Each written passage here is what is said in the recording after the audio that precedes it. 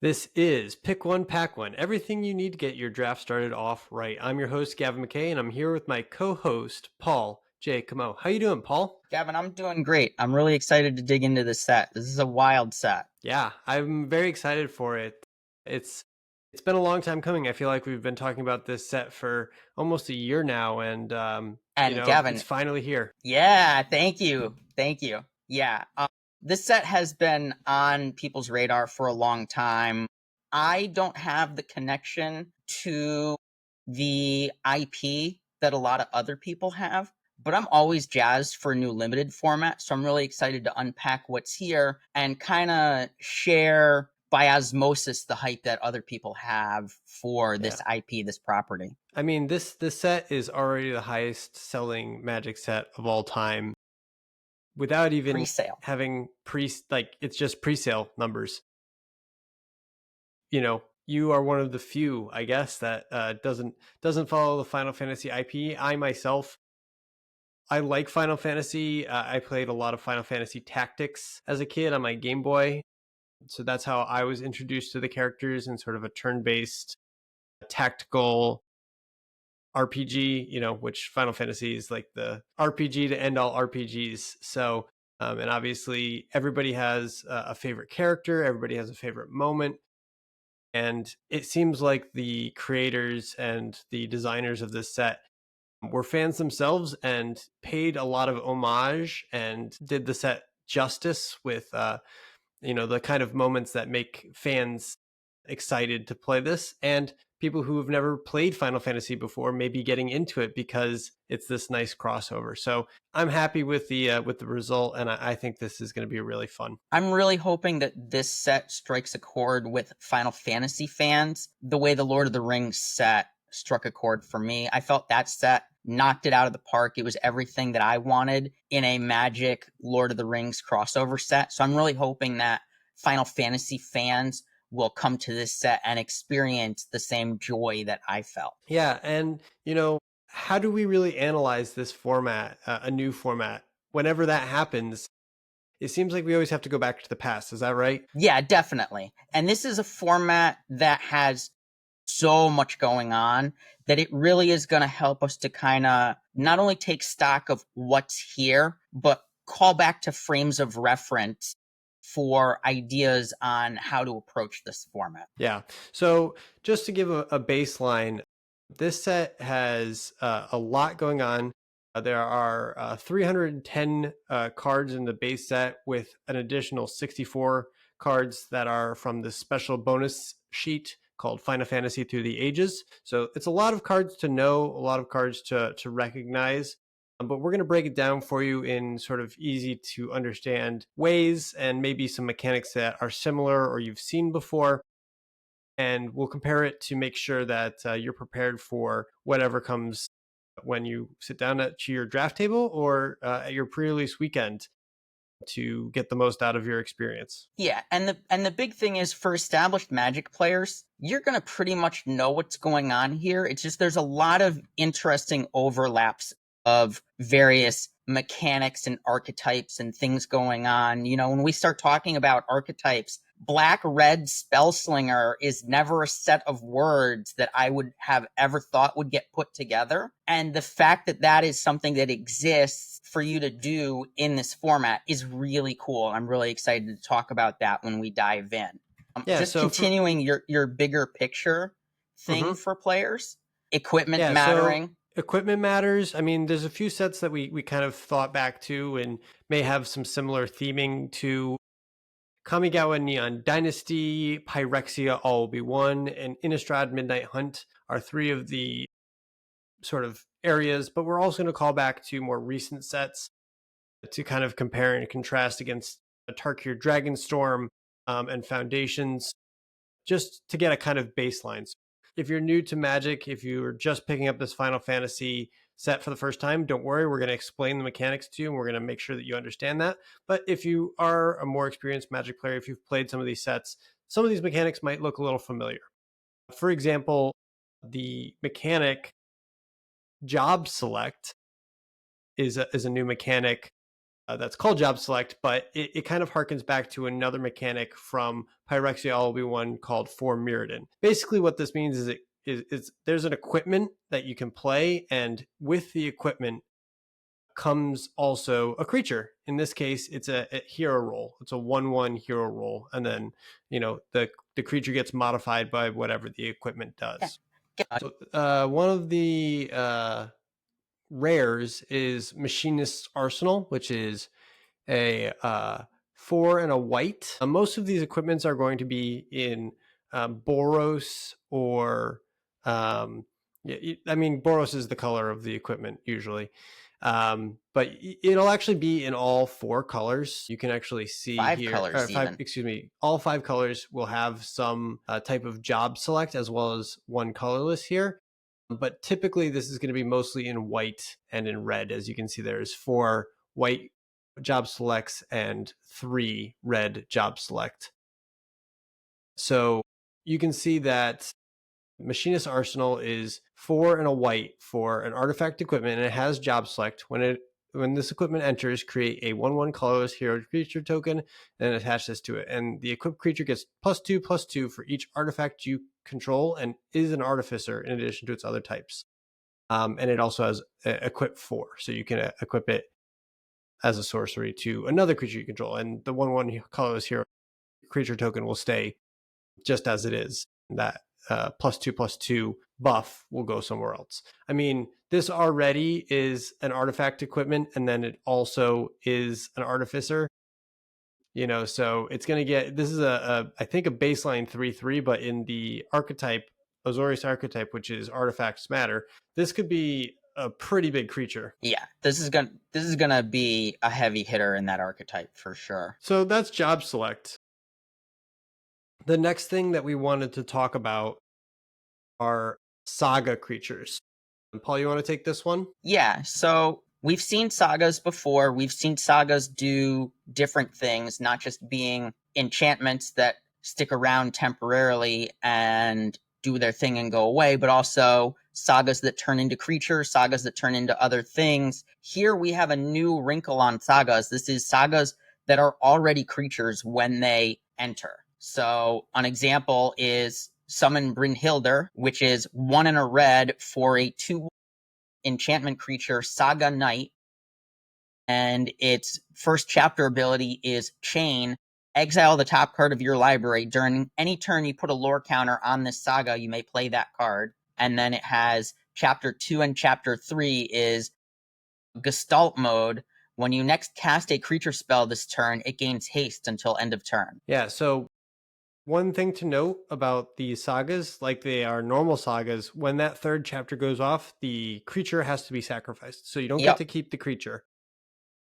Think about it. If you have played Final Fantasy, it's like it's a summon. You have it for a few turns, and then it'll go away after it's done doing its job. So I think flavor wise, this is a big win. I think they really knocked it out of the park, and it's also a body. It also contributes to the board, so you can have a blocker, or you can apply some pressure. And then one of the times that this is a 2 mana summon.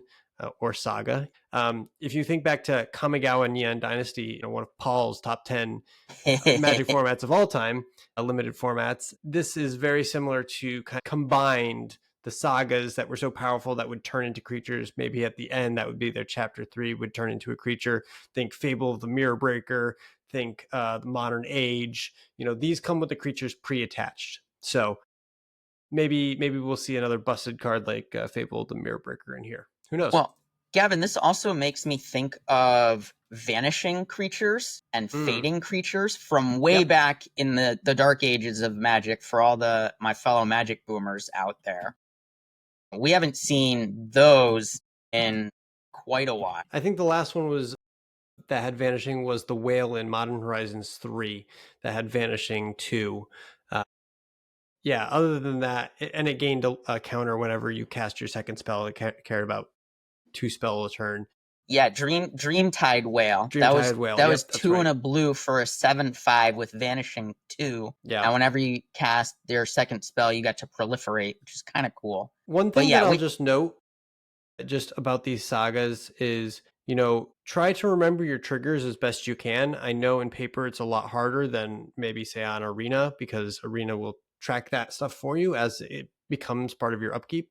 So what I like to do is I like to put either a dice or something else on top of my deck so that I always remember to go to my chapters and trigger those in my upkeep, so that I don't miss any of those triggers or miss any of that action. So just And a nice little helpful reminder. on the other side of that coin, Gavin, too, especially for folks that are playing at competitive REL events, pay attention to your opponent's triggers as well, because the chapters going off is essentially a detrimental trigger. It's going to blow up the creature eventually. So make sure Mm-hmm. that those triggers are going on so that that blocker is leaving the battlefield and not sticking around, or that threat is leaving the battlefield and not sticking around an extra turn, hitting you for damage that it's not supposed to, things like that.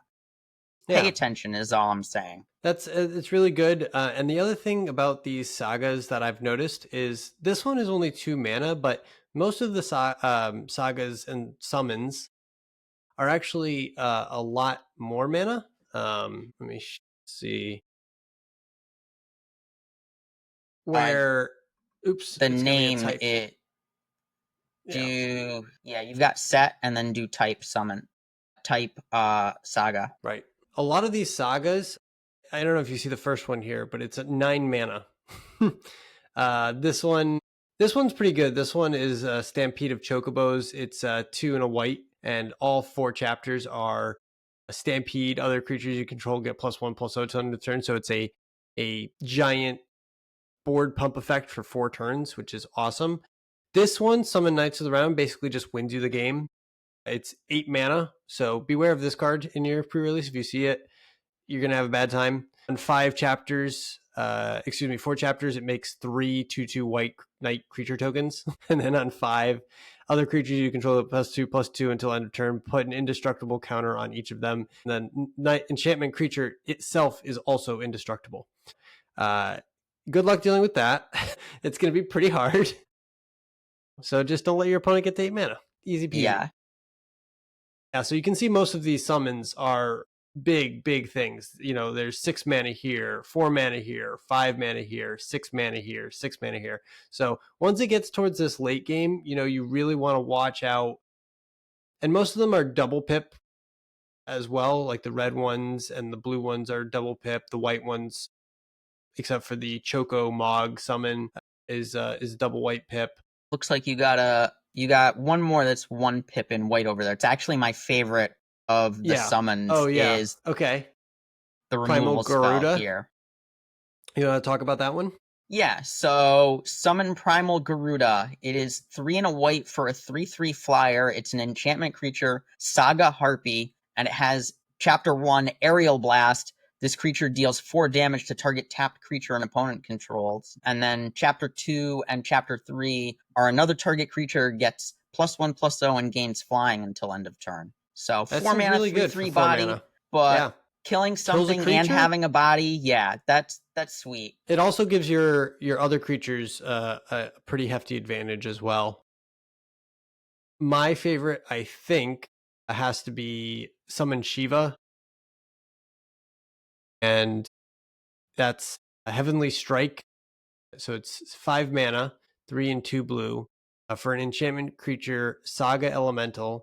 And chapters 1 and 2, Heavenly Strike, tap target creature an opponent controls, put a stun counter on it. The first 2 chapters, and then the last one is Diamond Dust. Draw a card for each tapped creature your opponents control. I I dig just think that. that's going to be pretty good in limited, and can basically like clear the board for you.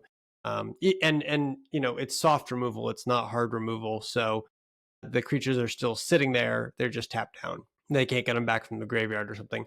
It does look like green only has 1 pip in some of their sagas, like Summon Fat Chocobo, which makes a 2/2 green bird creature token with whenever a land you control enters, this token gets +1/+0 until end of turn. And then 2, 3, and 4 creatures you control gain trample until end of turn, which, it's a pleasingly plump summon. He's a big boy. Yeah. I was very excited for these. I think as we get more into these mechanics, You can see some of this crossover here. Like this one makes a creature that cares about landfall, which is another mechanic in the set. And it puts 6 power on the board by Immediately. default, you know? Yes. So 5 mana putting 6 power on the board, and then the next turn they have trample. Like, you're gonna hit for some serious damage when you Some have that. plump damage, I would say. Yeah, exactly. And green is an archetype that cares about landfall and chocobos and birds, surprisingly. Blue usually cares about birds, and there are some blue birds in this set as well. But green is actually, so Paul, you wouldn't know this, but in the lore, chocobos don't fly. They run on the ground, and you can ride them similar to like a, I guess you would see like an ostrich, it'd be like riding Okay. on the back of an ostrich kind of, but they're cuter than ostriches, I would say. Sorry to all the ostrich lovers out there. So yeah, I think that the flavor of the sagas, and also nailing, the nuances of the set within the Final Fantasy universe is also really good. I saw somebody win with this Summon Titan, which seems really good. You summon Titan, which is 5 mana for 3 and 2 green for a 7/7 with reach and trample. Chapter 1, mill 5 cards. Chapter 2, return all land cards from your graveyard to the battlefield tapped. And then chapter 3 is until the end of turn, another creature you control gains trample and gets +X/+X, where X is the number of lands you control. It's going to be at least 5. So that's pretty epic. I think That's that's awesome. Yeah. definitely a Titan summon for sure. Art looks incredible. Absolutely incredible. Okay, so that is Sagas. Do you want to talk about the next kind of set mechanic that we wanted to discuss? In fact, it kind of overlaps, I guess, with Sagas in that, transforming into something else is also kind of a Kamigawa Neon Dynasty aspect, or Innistrad Midnight Hunt with werewolves transforming. Do you want to talk about that a little bit? Yeah, let's talk about that a little bit. What do we have for a representative card? What's your favorite So this transforming one, card? I mean, we can just stay on the same page here with Joshua Phoenix's Dominant or Terra Magical Adept.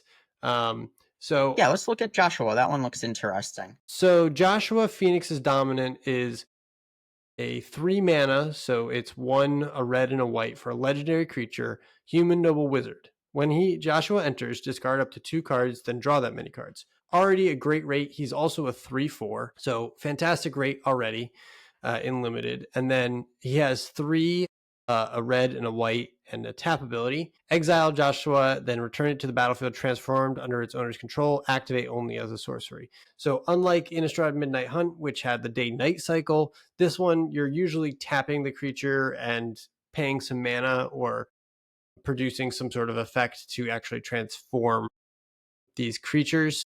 And so if we look at the transformed, this one actually turns into a saga.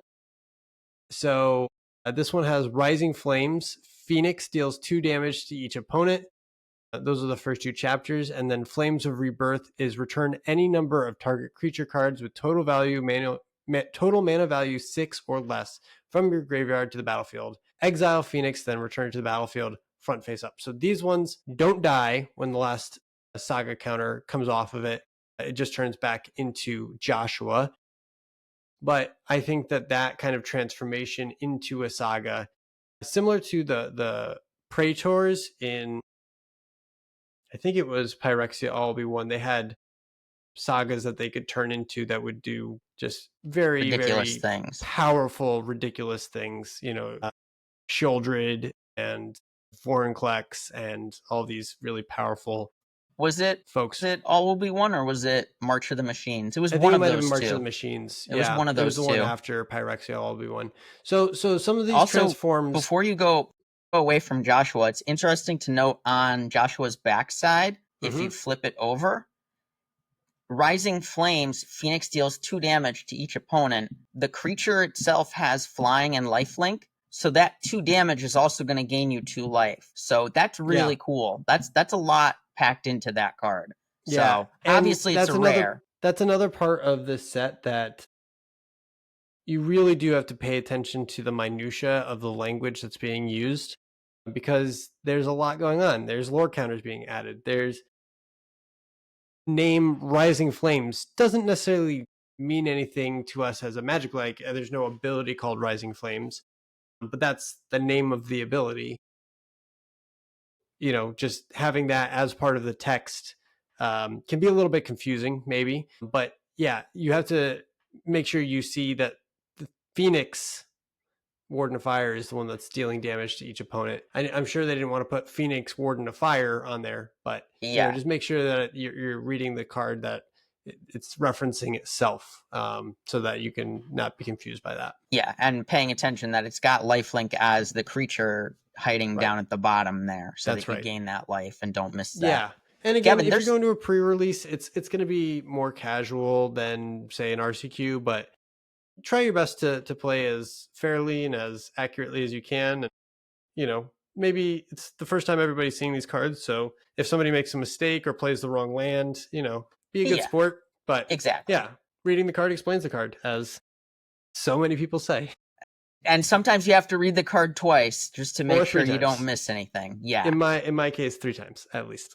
So, Gavin, there's 27 transform creatures in this set. Of the Saga creatures that we were talking, there's 23 of them. So that's a lot of things to kind of keep track of there. Absolutely. For things that are having multiple modes and doing multiple There's also things. artifact that transforms as well, like this crystal fragments. Yeah. So this is an equipment artifact for 1 white mana that says equipped creature gets +1/+1, and then for 7 mana you can exile the equipment, return it to the battlefield transformed under its owner's control, activate only as a sorcery.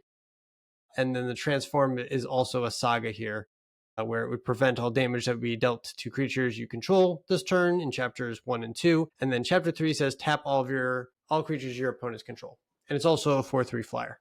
So, again, I think the late game in this set is going to be pretty significant.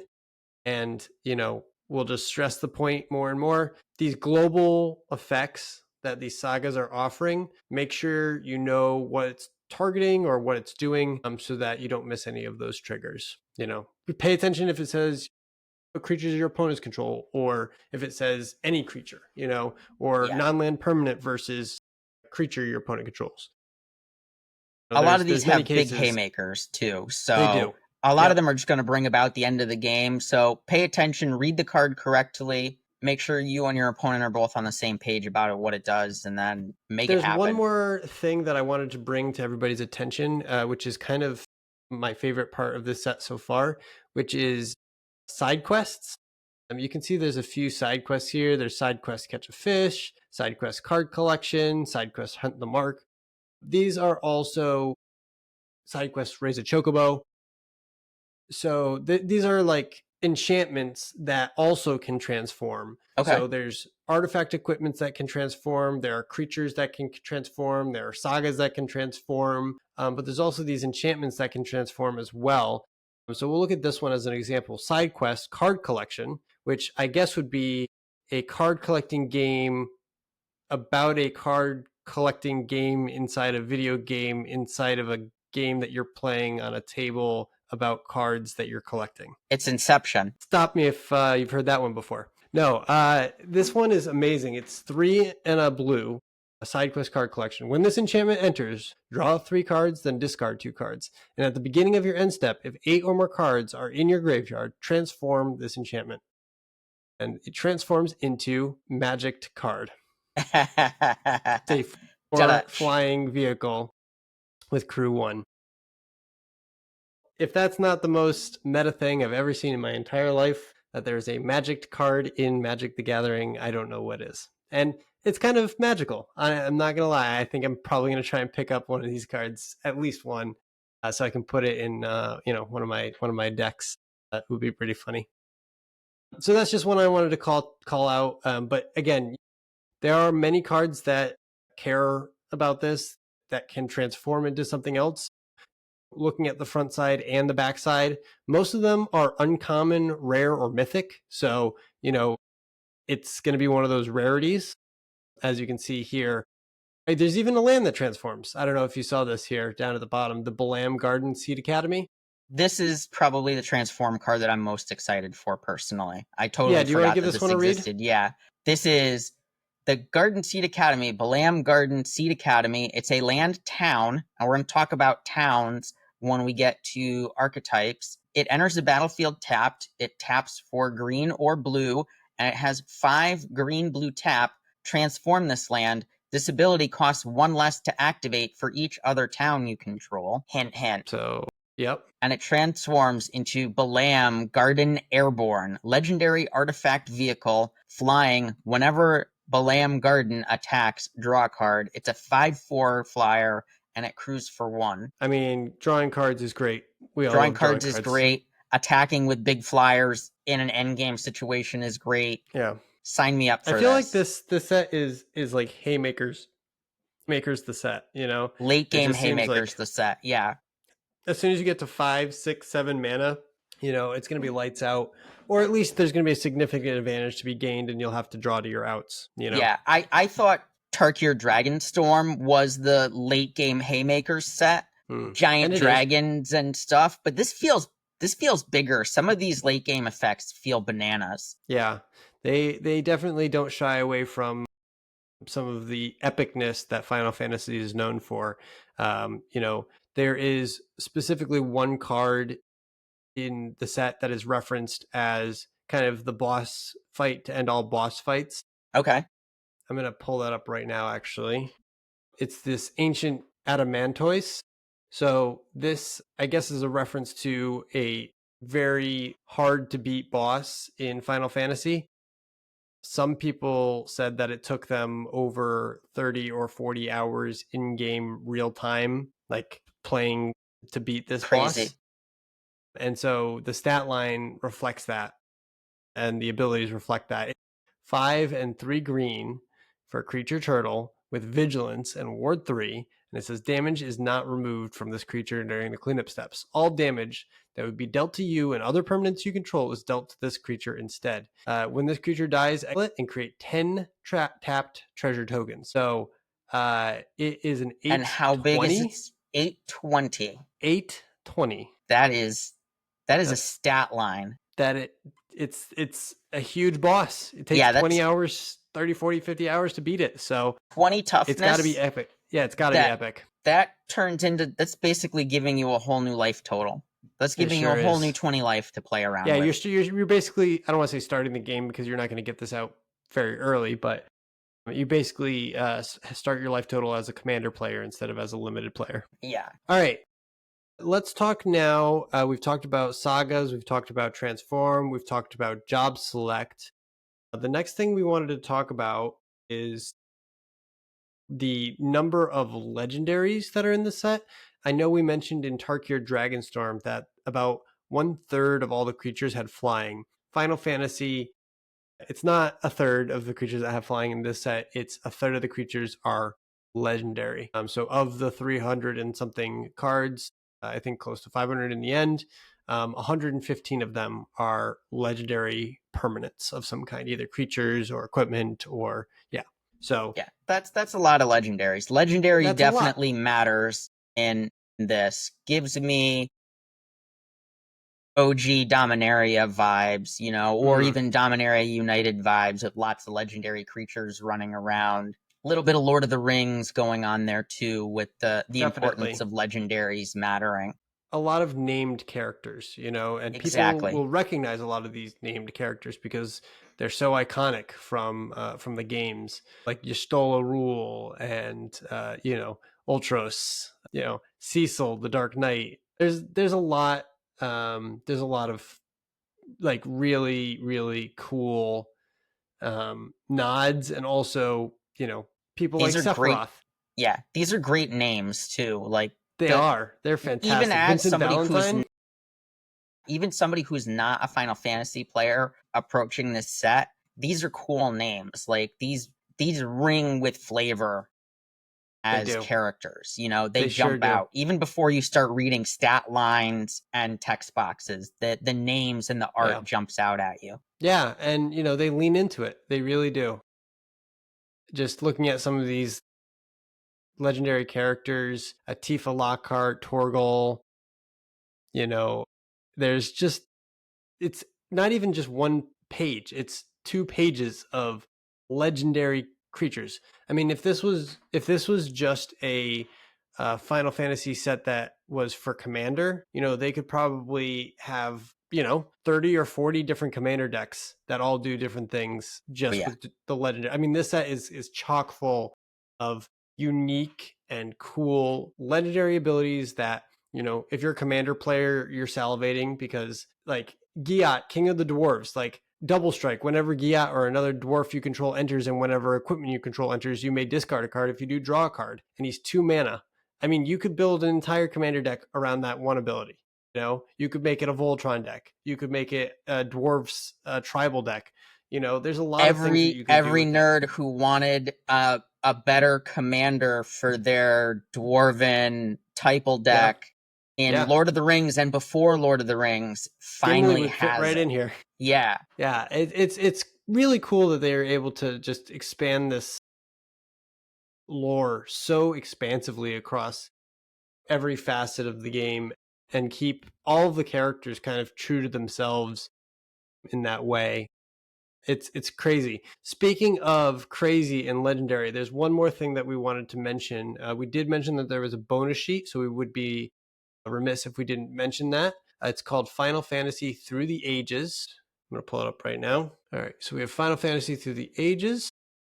So The this art is on the these special cards is bonus. epic. This is like a special bonus sheet that has some of Final Fantasy's most epic moments reimagined as magic moments. So you have things like Furion the Swordmaster as Shram, Senior Edificer, which is 1 and a white for a legendary creature, Dwarf Advisor. When you cast an aura, equipment, or vehicle spell, draw a card. He's a 2/2. Very popular commander. Very good card, probably in this set, because the other thing is there is 63 artifacts, including 27 equipment, and 16 of those are job selects. So you're going to have quite a few hits for Shram whenever you actually get him down on the board. But again, these are like these special slots.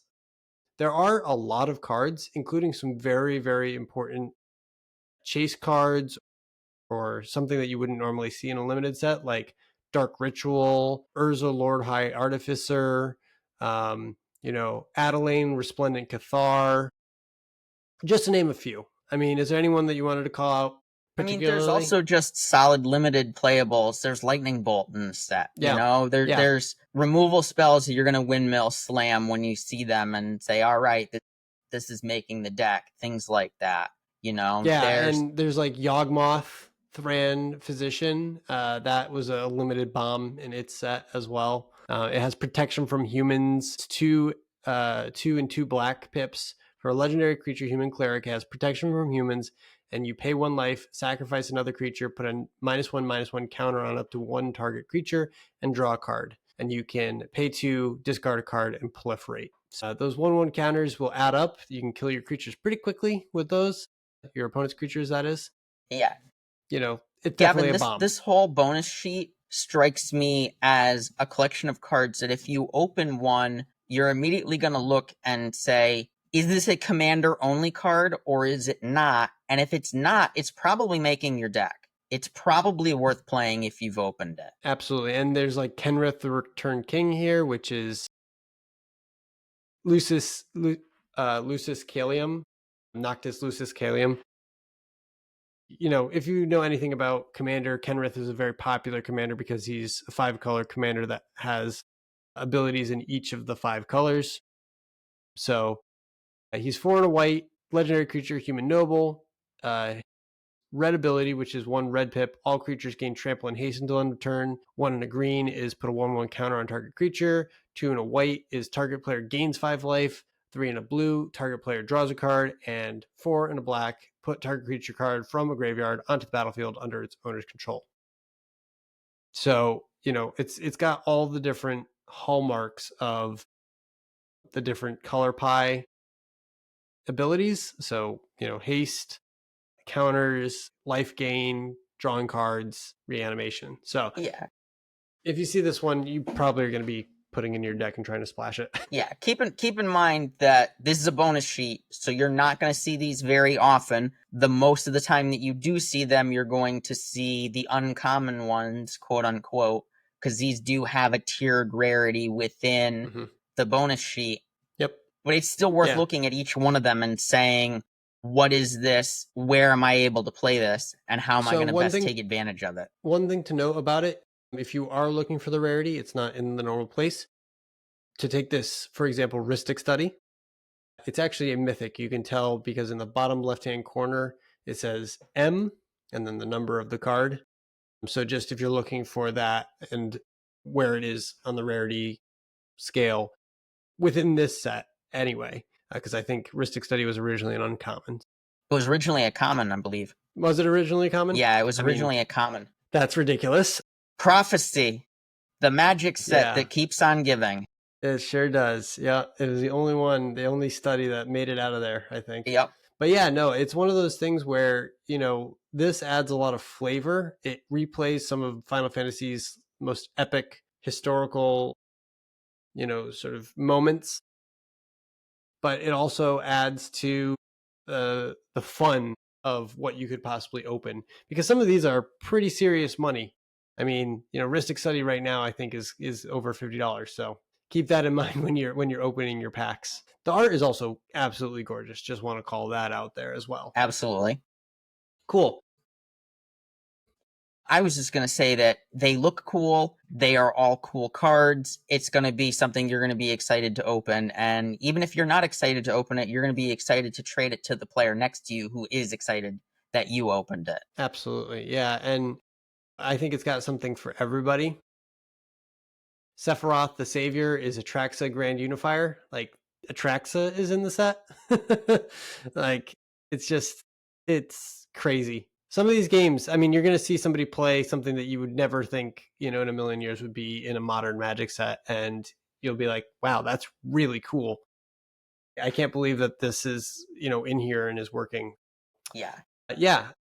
Just keep an eye out for it. Again, they're all on the bonus sheet. So, you're probably, out of the 6 packs that you open in your pre-release, you may get 1 or 2 of them. Maybe you'll get none of them. But it just depends on the luck of the draw and how many you open. And, you may not even be able to play all of them. So just keep your eye out for them and playing against them as well. Yeah. So, Gavin, let's start talking about archetypes now. Yeah. Because we've got 10 archetypes to get through and a pair of uncommon signposts in each color. And there was actually a question that I'm going to have for you to ponder while we're going through these.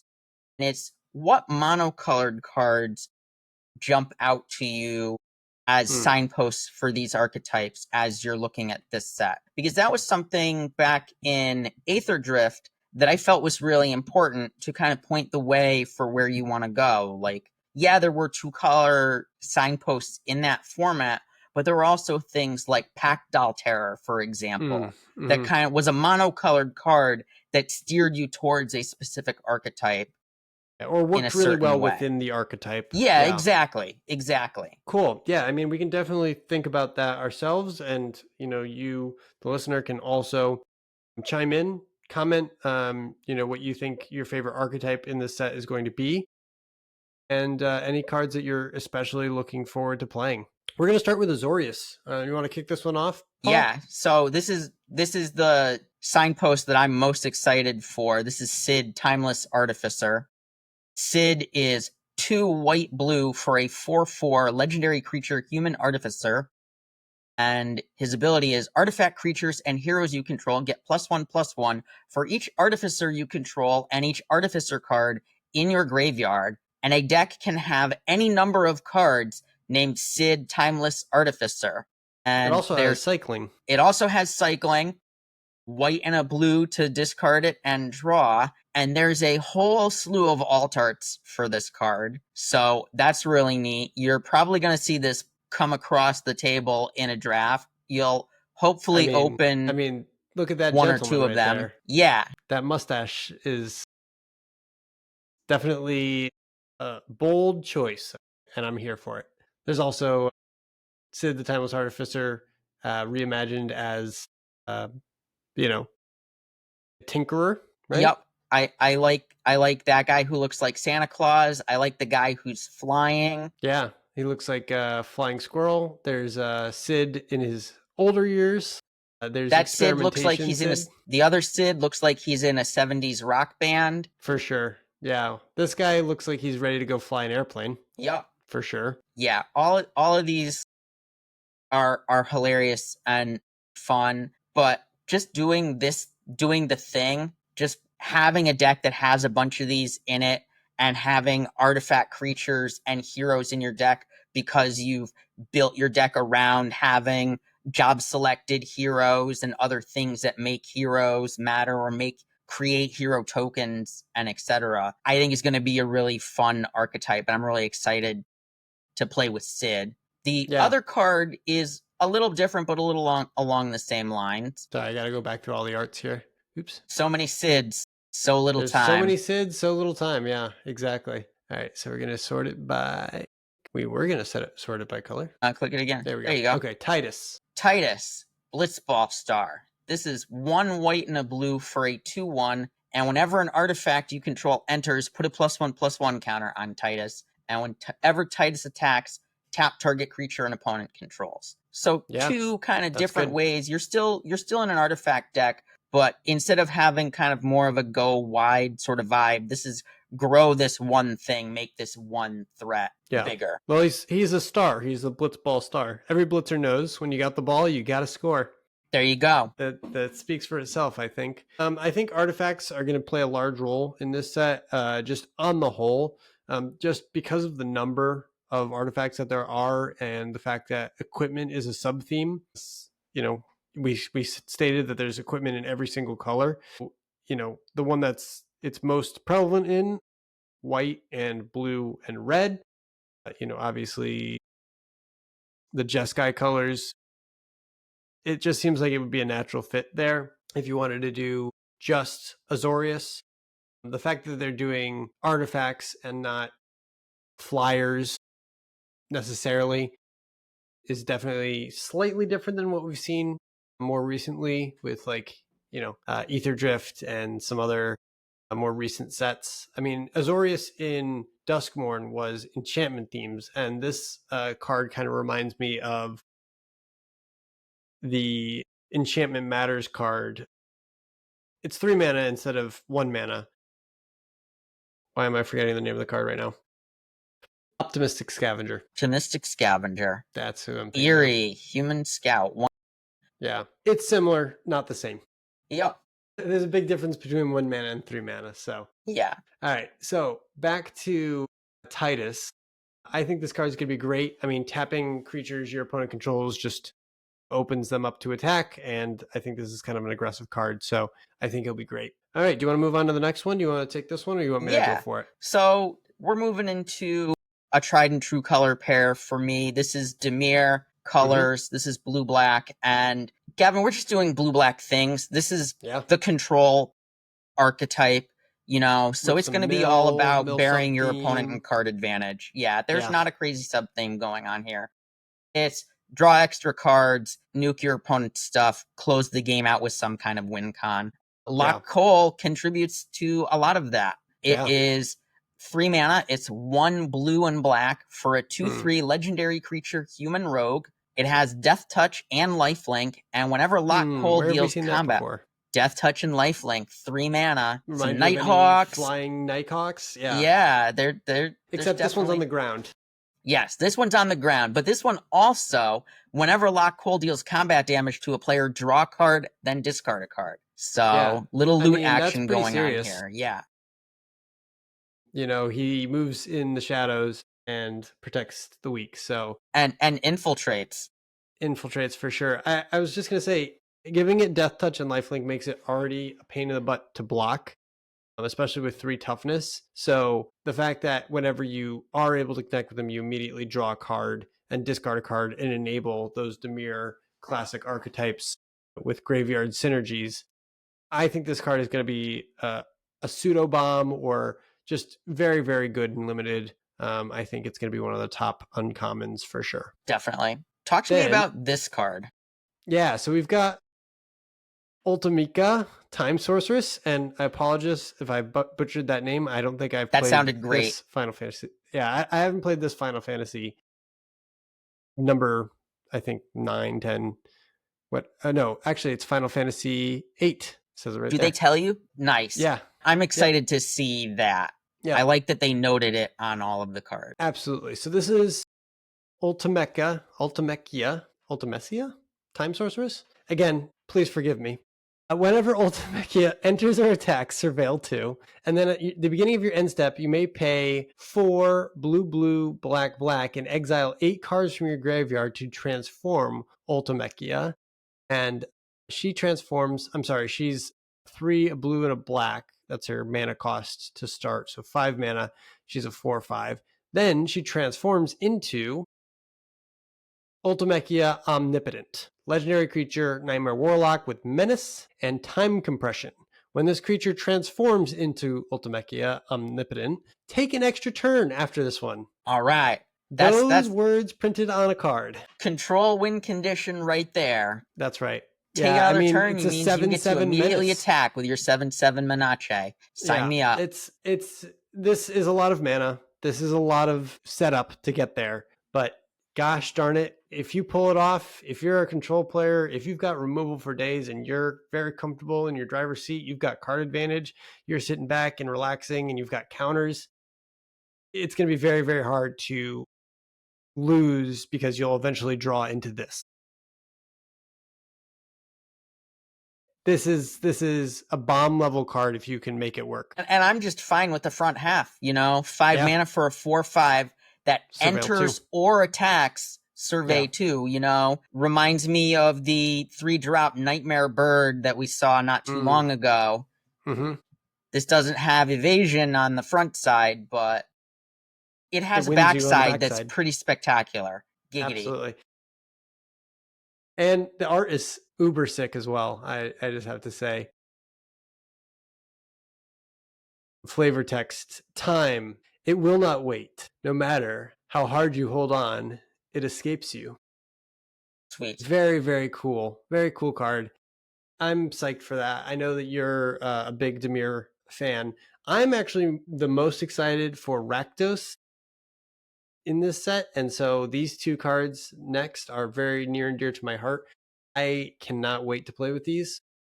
Black Waltz number 3 is the first one. It's 2, a black and a red for a legendary creature wizard with flying and death touch. Where have we heard that one before? But whenever you cast a non-creature spell, Black Waltz number 2 deals 3 damage to each opponent. So strike that. This is going to be reverse it. Black Waltz Sorry, number 3 deals 2 Yes. damage to each opponent. Yes. Excuse me. Yes. The fact that they have 3 and 2 in the name right screws me up. Yeah. But this is from Final Fantasy. Is that 9? No, XI. No, IX. IX would be 9. 9, yeah. Final Fantasy 9. Yeah, so check the bottom corners for the actual callback that it's going to. So yeah, so this is a very powerful effect. It's 4 mana. You only get a 2/2, but this can really pop off. I think you're going to be playing this alongside the late game, where you're going to have a couple of either cantrips or solo damage effects. And black has some very, very good removal. You pop this down and then you can, get a ton of damage out of nowhere just by basically playing the cards that are in your deck already. And the fact that it has flying and death touch means that it's a fantastic blocker as well. People will not want to come past this to lose any of their stuff. Yeah, this is sweet. I really like this whole archetype of red-black spell slinger. We've never seen that before, so it's really cool. It's kind of rare, yeah. Yeah, this next one is a wild one also. You want to take this one? So this is Garland, Knight of Cornelia. This is an aggro creature through and through. It's black and a red for a 3/2 legendary human knight. And whenever you cast a non-creature spell, survey 1, but it also has 3 black, black, red, red. Return this card from your graveyard to the battlefield transformed. Activate only as a sorcery. And it transforms into Chaos, the Endless, which is a 5/5 flying legendary creature demon with when a chaos dies, put it on the bottom of its owner's library. Even as you die again and again, I shall return. I mean, I think you have to shout chaos if it flips. I think you have to shout chaos. So it's one of those things where the front side is a great aggro creature and will set you up for what you're trying to do. You know, non-creature spells will help you survey into what you're looking for, so it'll filter your draws. It's also a fairly decent stat line here for 2 mana. And then again, late game, it comes back and just you get a 5/5. Let's say you're just drawing nothing but lands. This is a perfect way to use your mana if you are flooding out or you have nothing else going on. This is a great way to use that mana. Gavin, there's also the nonsense of having multiple garlands in your deck and not knowing what to do with them, and you can survey the extra copies away with the intent of playing them in the late game. So there's a lot going on in the Rakdos archetype. I'm with you on this, for sure, being a really interesting archetype that I'm really excited to draft a lot of. So there's the next one that we wanted to talk about was Gruul. And this is the most expensive card on the front side that we've talked about so far. Gladiolus Amicida? Yeah. Yeah. From Final Fantasy 15. He's a 6 mana, 4 red and a green, so Gruul colors. When Gladiolus Amicida enters, search your library for a land card, put it on the battlefield, tap, then shuffle. Notice it says land card. It doesn't say basic land card. It just says land card. Boom. That's a big deal. The last card that said land card, I think, got banned in a lot of formats.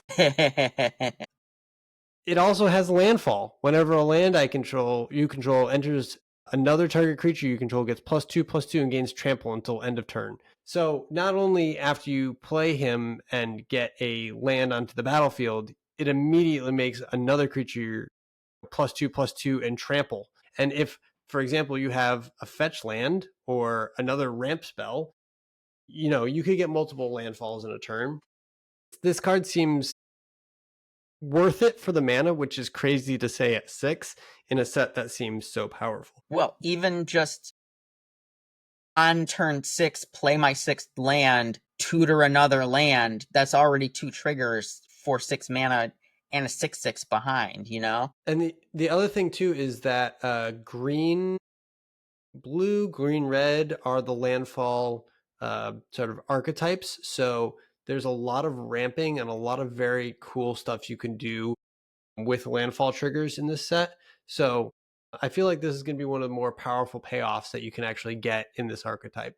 Then we also have Rydia, Summoner of Mist, which is for 2 mana, a red and a green, so Gruul. A legendary creature, human shaman with landfall. Whenever a land you control enters, you may discard a card. If you do, draw a card. And then it also has Summon. So it's X and a tap ability. Return target Saga card with mana value X from your graveyard to the battlefield with a finality counter on it. It gains haste until end of turn. Activate only as a sorcery. So this buys back all of your Sagas. Basically, you can resummon all of those busted abilities that we just saw if she's on the battlefield. And also, she can fill the graveyard with those Sagas. If you don't have the mana to play it right now, you can still, while you're ramping to it, while you're getting those lands, when land enters, you can still discard the Sagas and play them from your graveyard, because those effects are so powerful. Yeah, that's sweet. It's just a nice little synergy, you know. It just kind of works. Also, the art is pretty cool.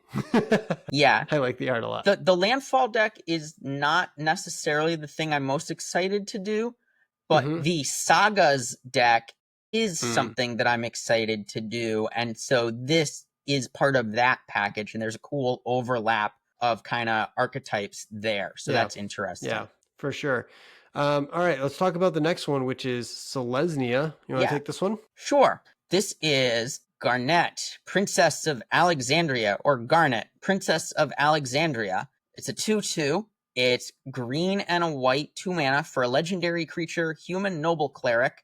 Garnet has lifelink, and whenever Garnet attacks, you may remove a lore counter from each of any number of Sagas you control. Put a +1/+1 counter on Garnet for each lore counter removed this way. We were just talking about Saga archetypes. Tom Bombadil effect. Yeah. We were just Saga talking about manipulation. Saga manipulation with that Gruul card. Maybe there's a 3-color deck that's floating around that you might be able to find that's going to Oops, allow all you to keep Sagas. your Sagas in play Yeah. and keep those creatures around attacking your And opponent. keep This is triggering those effects, exactly, you know? exactly. So, As long as you get it before they expire, before chapter 3 goes off, you'll be able to basically recur those sagas and those abilities. Like, can you imagine with the chocobo effect that we mentioned earlier, where it gives everything trample? Like, all of your creatures have trample forever, and you also have a 4 that also made a 2/2 on the field indefinitely. Or you take it off and you just make a 2/2 every turn. yeah, That's great too. perfect. This is very, I think sagas are going to be a big part of the Final Fantasy experience. I mean, just saying it out loud, Final Fantasy Saga, I mean, that's what it is. Final Fantasy is a saga. It's had so many games, so many experiences, tons of writing and amazing storylines. So it's kind of fitting that sagas are making this kind of impact in this set. Absolutely. All right, so the next one is Rinoa Hardilli. She is from Final Fantasy VIII. She is 5 mana, so 3, a green, and a white, for a legendary creature, human rebel warlock. When Rinoa Hardilli enters, create Angelo, a legendary 1/1 green and white dog creature token. Good boy. And then she has Angelo Cannon. Whenever Rinoa Hardilli attacks, another target creature you control gets +1/+1 till end of turn for each creature you control. She's also a 4/4. All right. So she's a 4/4 that makes a 1/1, and then whenever she attacks, she makes another target creature, I don't know, like the 1/1 that she just created, get at least +2/+2 because it's it and Yep. herself minimum. Like not to mention any other creatures you've played before turn 5. Right. Yeah. So you're attacking with a 4/4 and a 2/2 minimum. No, 3/3. Excuse me, because it's +2/+2. Like, that's 7 power for 5 mana over 2 turns. Minimum. That's awesome. That's the floor. Yeah. This is a must answer card. It's just a ton of value.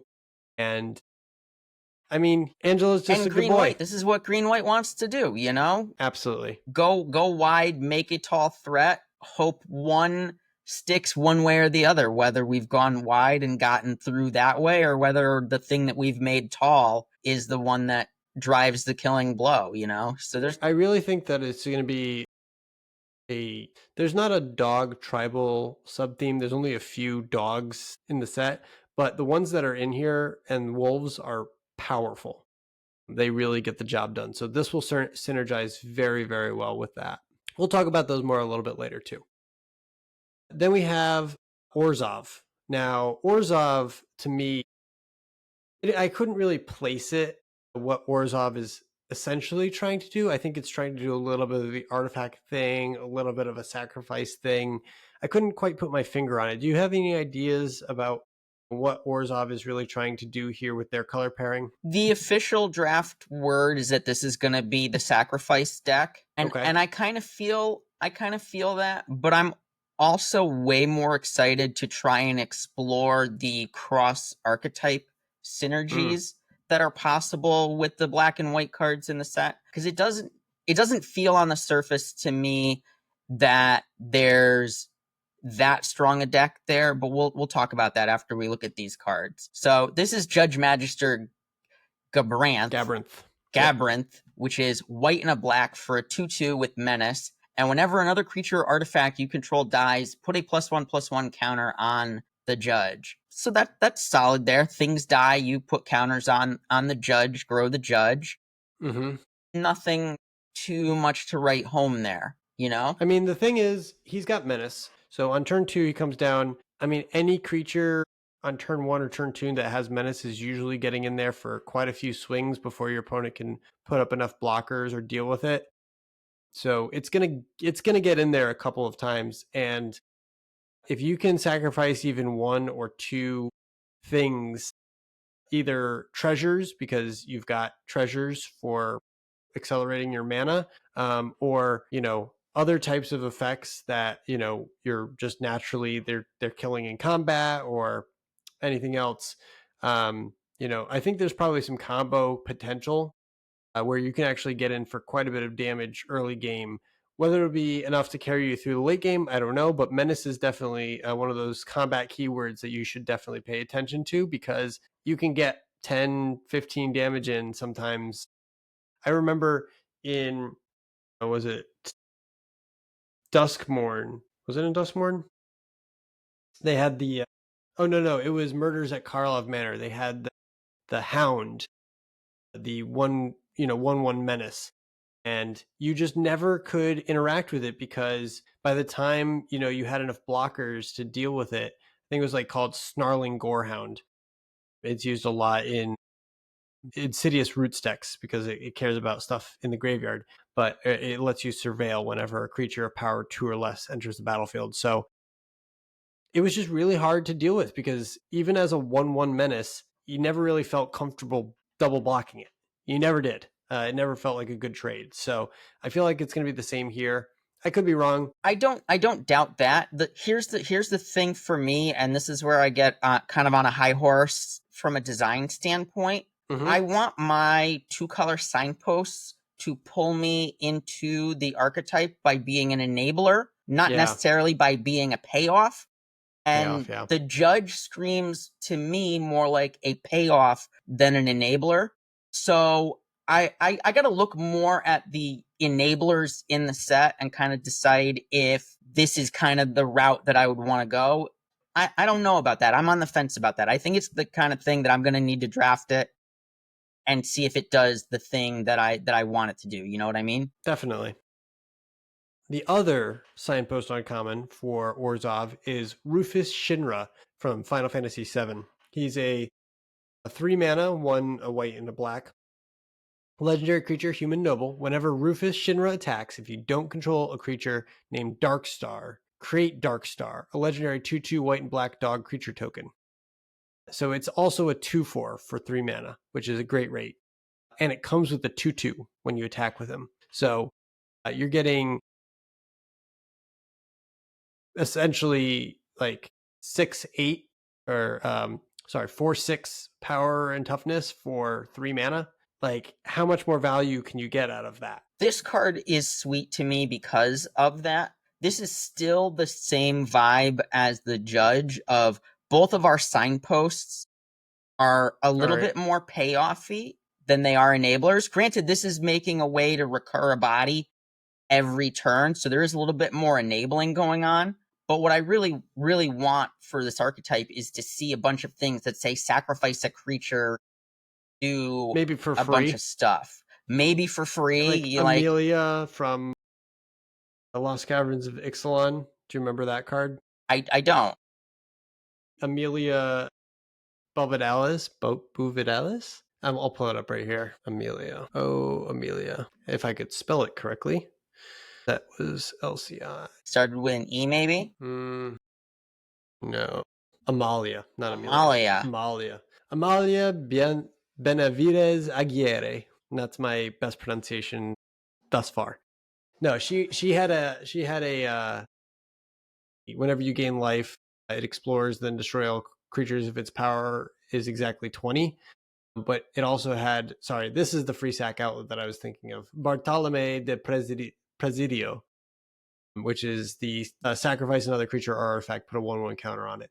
That's what I'm looking for, when I'm looking for a signpost. Yeah. This doesn't have anything to do with sacrificing right now, so we'll have to put pause on Orzhov and see how it turns out. Let's talk about this archetype that I think has the most hype of any of the archetypes so far, which is Izzet. Izzet is Spellslinger. Surprise, surprise.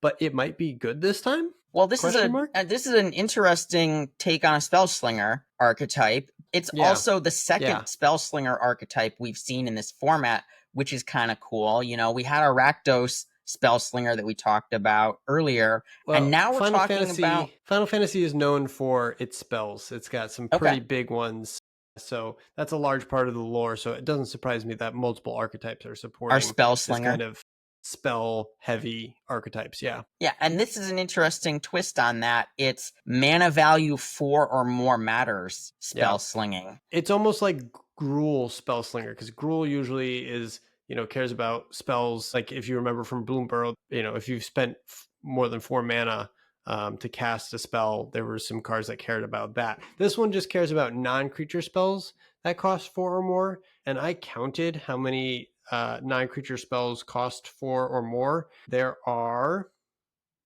48 non-creature cards whose mana value is equal to or greater than 4 that matters in blue and red.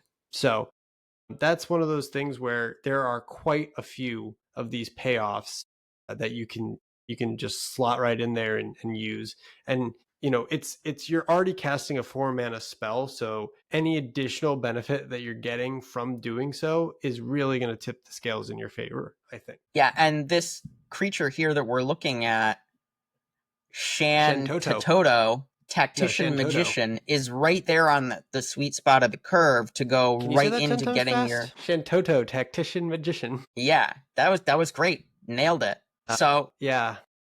1 blue and a red for a 0/4 legendary creature dwarf wizard. More love for the dwarves there, which is awesome. Whenever you cast a non-creature spell, Shantoto gets +X/+0 until end of turn, where X is the amount of mana spent to cast that spell, which we were just talking about. If X is 4 or more, draw a card. So perfect, right on the 4 mana sweet spot right there. You play this on 3, you play your 4-drop spell. Right on curve. Make it big, do a thing. Yeah, from Final Fantasy 11. So this is a very cool card. I have, ever since Bloomburrow came out and I saw otters were the Izzet archetype. Otters are my favorite animal in general. I love them.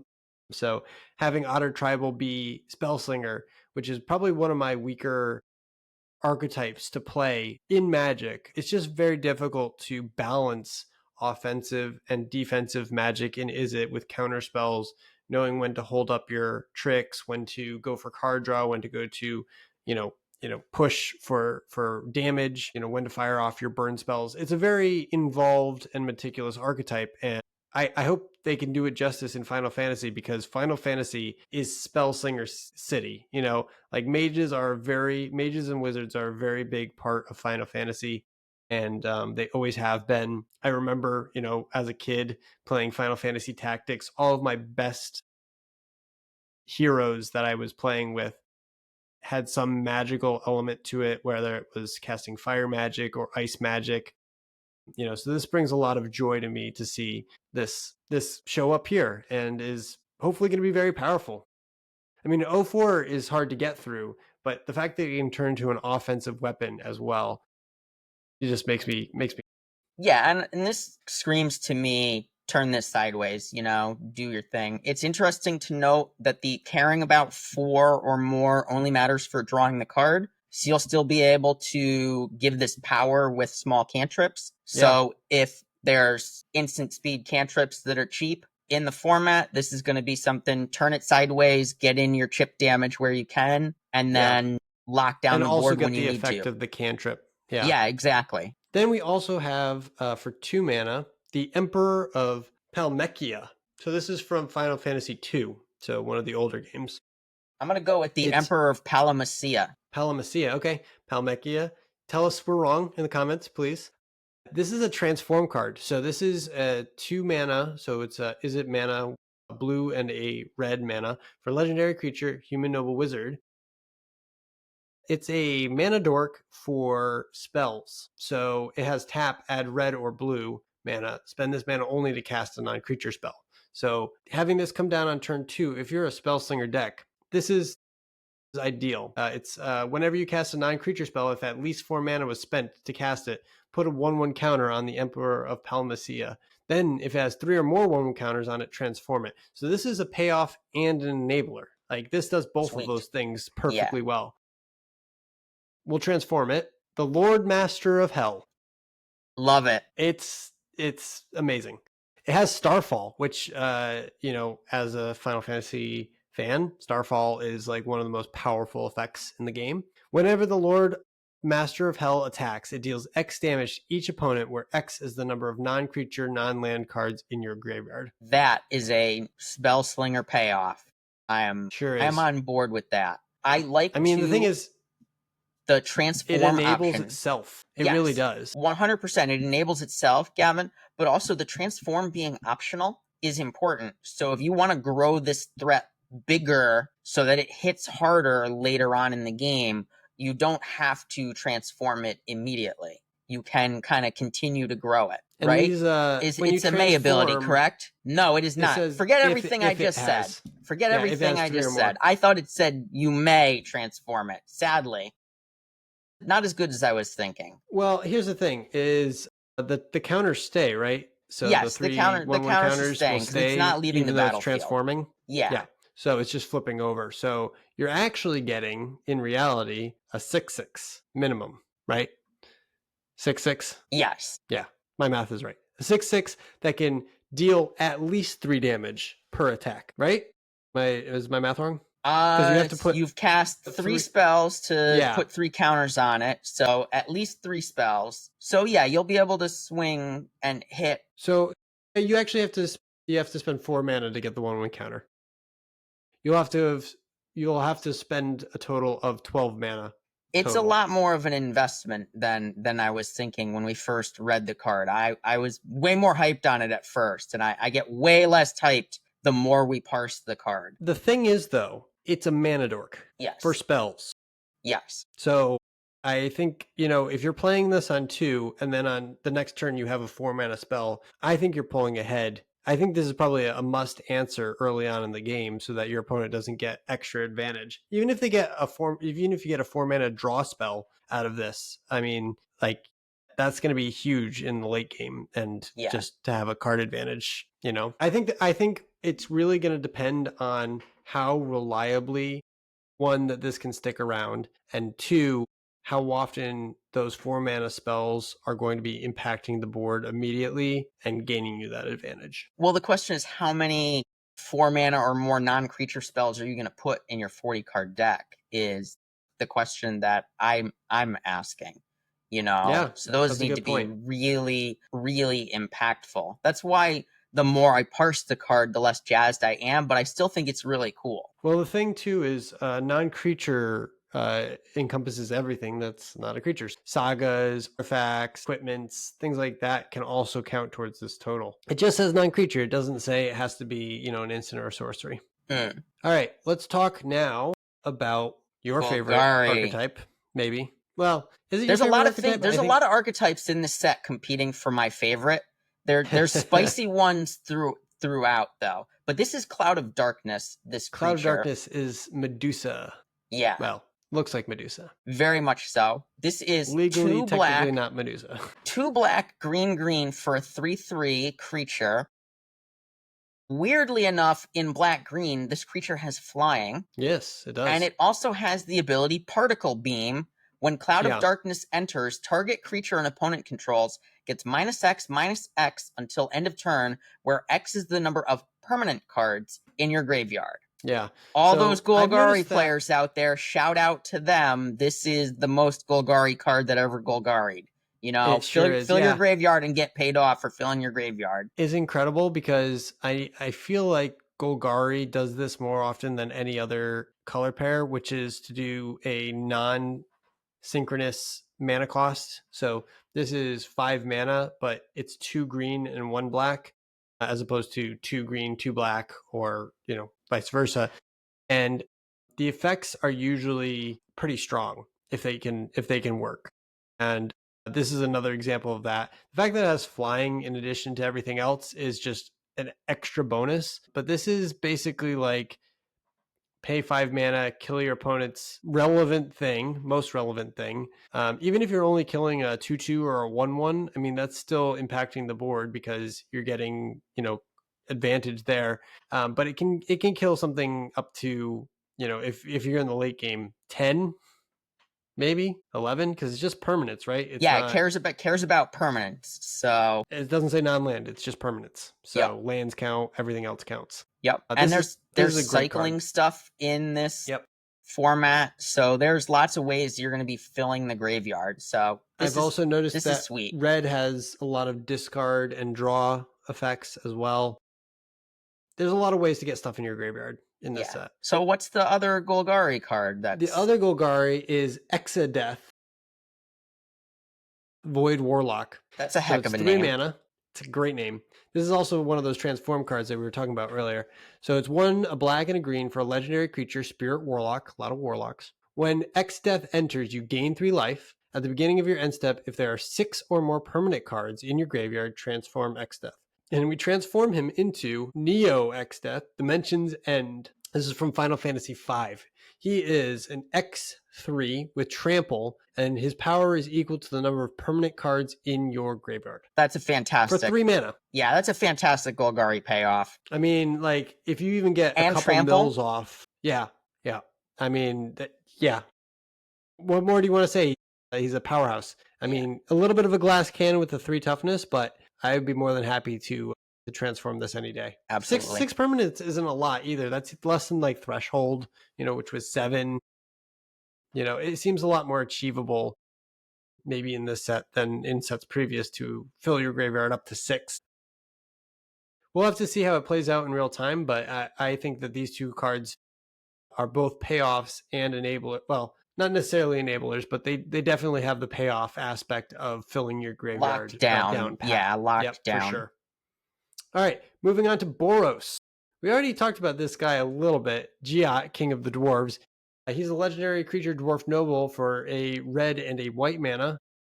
He has double strike. Whenever Giat or another dwarf you control enters, and whenever an equipment you control enters, you may discard a card. If you do, draw a card. So this loots, and as we saw earlier, there is a slight dwarf sub-theme. There are dwarf cards in the set. So it's whenever a dwarf or an equipment enters.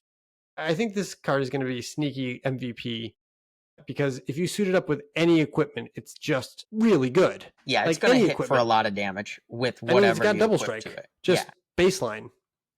Let alone the fact that it can loot for stuff for you, like as you're just playing the game.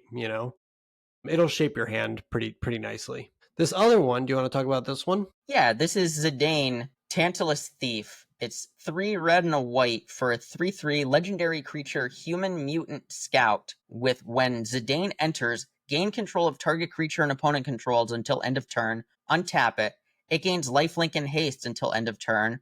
Whenever an opponent gains control of a permanent from you, you create a treasure token. And what Final Fantasy is this from? This is from Final Fantasy IX. Okay. Final Fantasy IX. Yeah, I mean, the thief that steals creatures and then gives you treasure for doing so, that seems pretty good to me.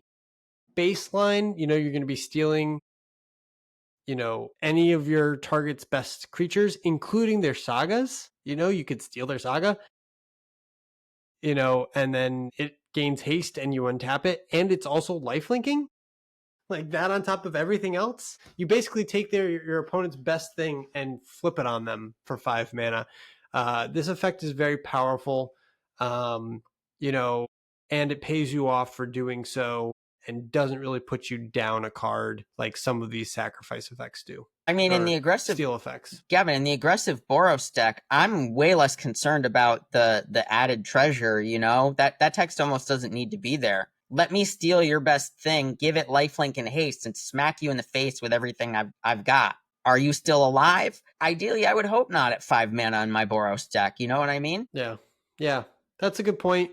I think that this is definitely a finisher. It reminds me a lot of like Zealous Conscripts. Yeah. Very similar card where it would steal your opponent's best thing and then hit them with it. I would be curious to see what kind of sacrifice effects are in the format to see if you could fling it. If there's a fling effect to fling something at your opponent's face, that would be great.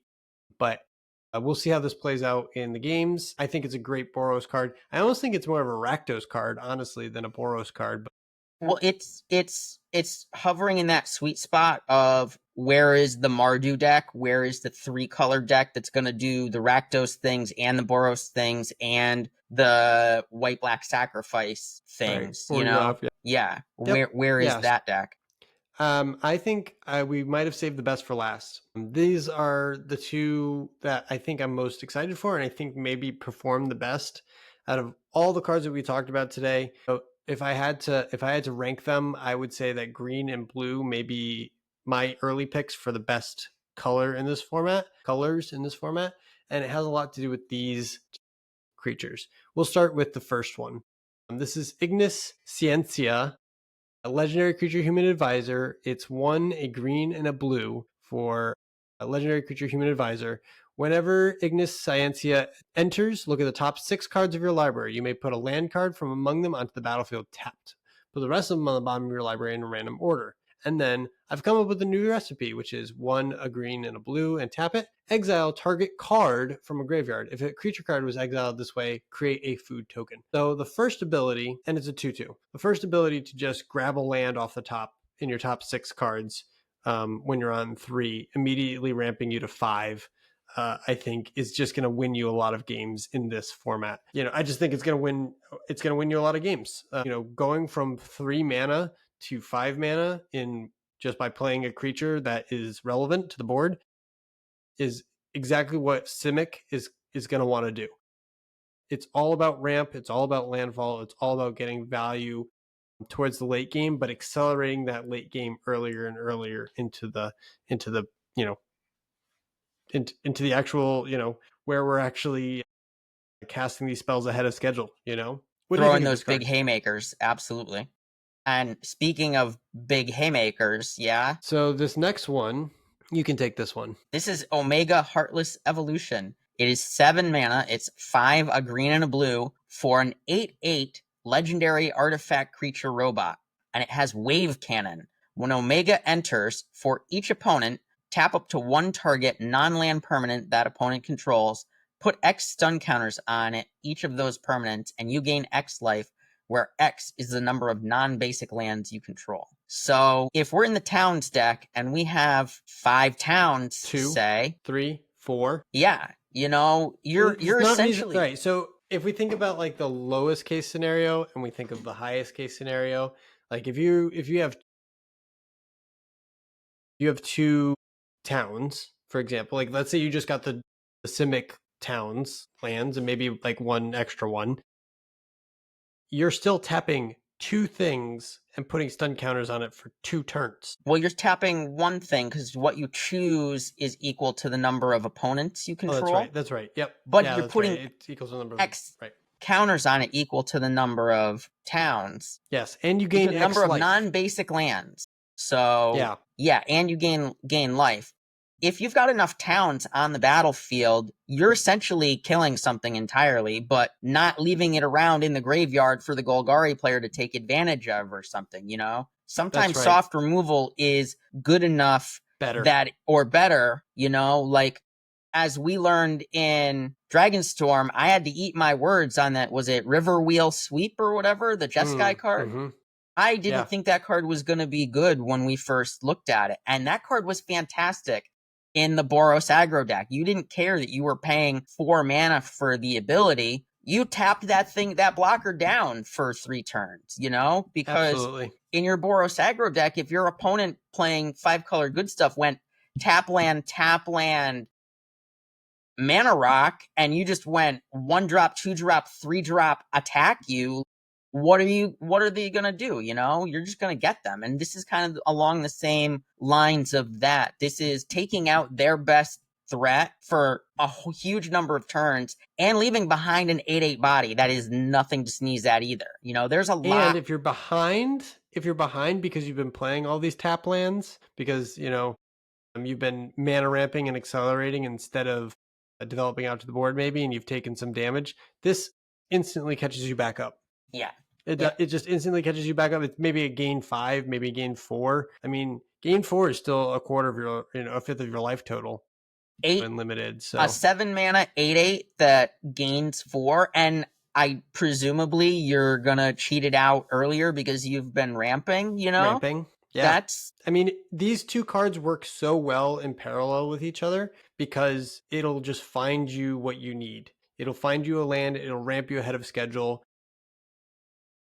There's another ramp that I wanted to call this out because we can look also, just so you know, the land town that we talked about before, the one that transforms, that's a Simic land as well, and it also cares about how many towns you have. Let's talk about towns for a second because this is a great jumping off point for this.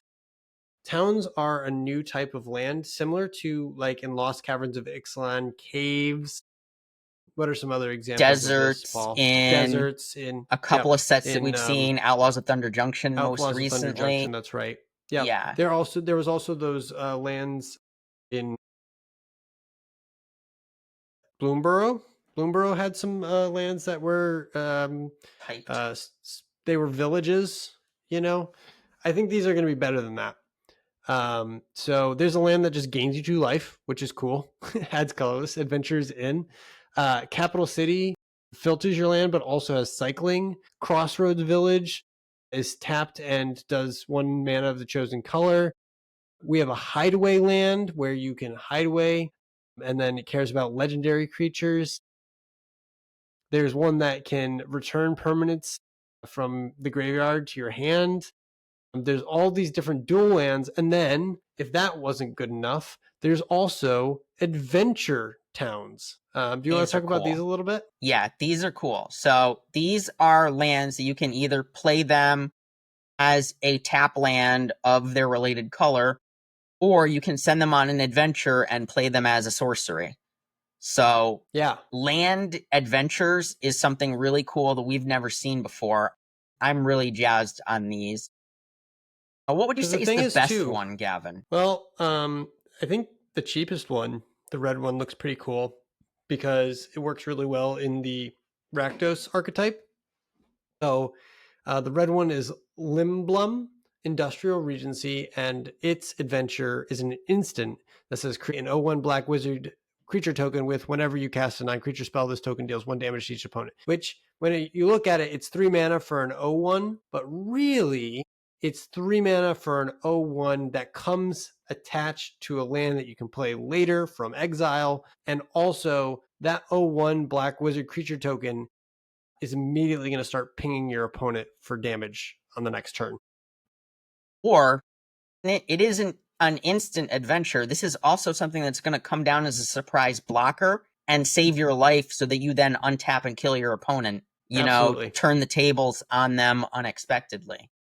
I'm not sure about this. This is kind of a rules question that we'll have to get clarified. But I mean, if you cast this on your turn, you haven't played a land yet for turn, you should be able to cast both halves of this on the same turn. If you haven't got played a land out. and you send it on an adventure, you should be able to play it the same turn that you send it on the adventure. Yeah. Yeah. What do you think is the most interesting adventure town?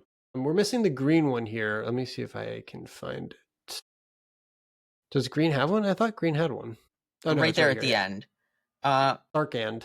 Zarkan, that's 6 mana. I can't quite read the text on all of them. So that one's Lasting Faith. It's 4 and 2 green for sorcery adventure. You create a 1/1 colorless hero creature token, and you put a 1/1 counter on it for each land you control. I mean, sign me up for that in the blue-green ramp deck, That's 6 mana. You're at least gonna get 6 counters on it. So yeah. a 7/7 for 6. Yeah. That's baseline. That's pretty good. The black one is Midgar City of Mako. It has Reactor Raid, which is 2 and a black. Sorcery, you may sacrifice an artifact or creature. If you do, draw 2 cards. So, This is probably my favorite, and this is an enabler for our sack deck. yes, So that's another thing that I'm sure. jazzed about, and I'm going to be looking at is. But it's also 3 mana, so it comes down after or at the same time as those other signposts that we were talking about. Yeah, but you are going to need some setup and some fodder for the sack deck. So Ishgard, the Holy Sea, spelled See. Faith and Grief, Sorcery Adventure, 3 white. Return up to 2 target artifact and or enchantment cards from your graveyard to your hand. Just a good rate. That's just a really good rate.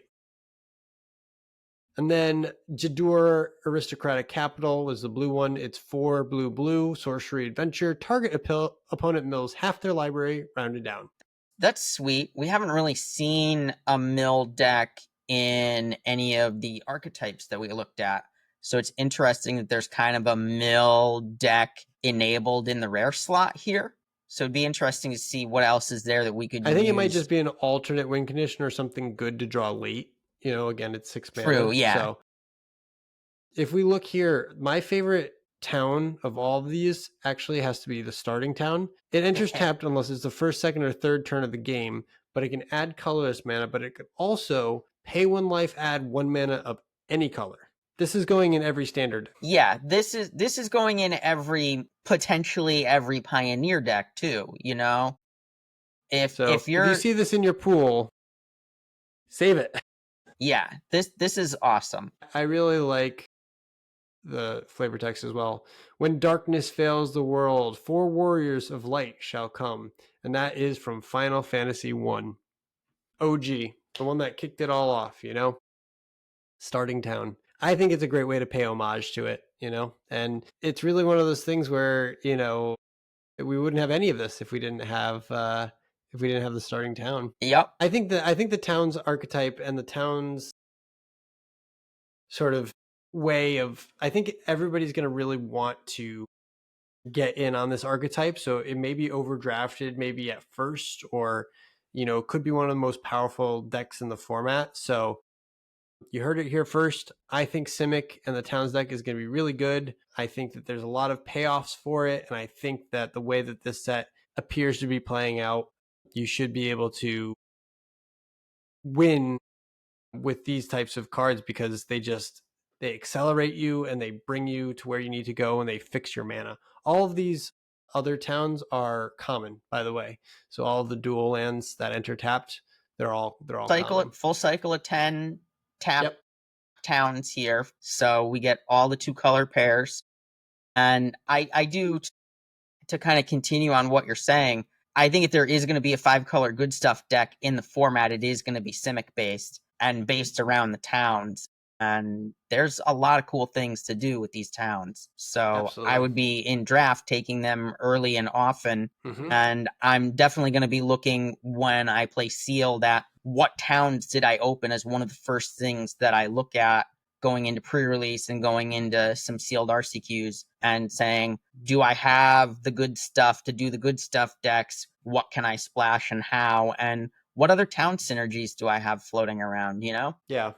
One thing that I wanted to just talk about, there are a few cards that I just wanted to call it individually that I think are going to be really good to start. If you see this in your pool and pre-release, that maybe pay special attention. The What, first one is Gavin, do we want to start moving to our questions to ponder overall and we can talk about yeah, these cards in the absolutely. Yeah, let's do context of that. that?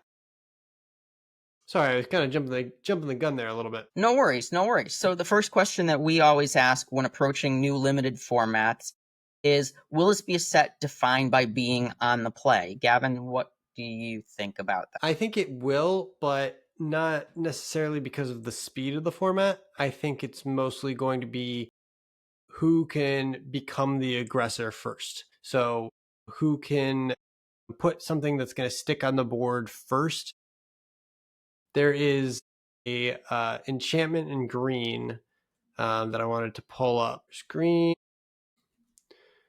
called, sorry, it's not an enchantment, it's a artifact. It's called Chocobo Racetrack, and it's 5 mana, and it's uncommon, and it's from Final Fantasy VII. And it's an artifact that says landfall. Whenever a land you control enters, create a 2/2 green bird creature token with whenever a land you control enters, this token gets +1/+0 until end of turn. So basically, every turn you make a bird. That's pretty busted. That's pretty good. I think that that's going to be one of the best uncommons in the set. Calling that now.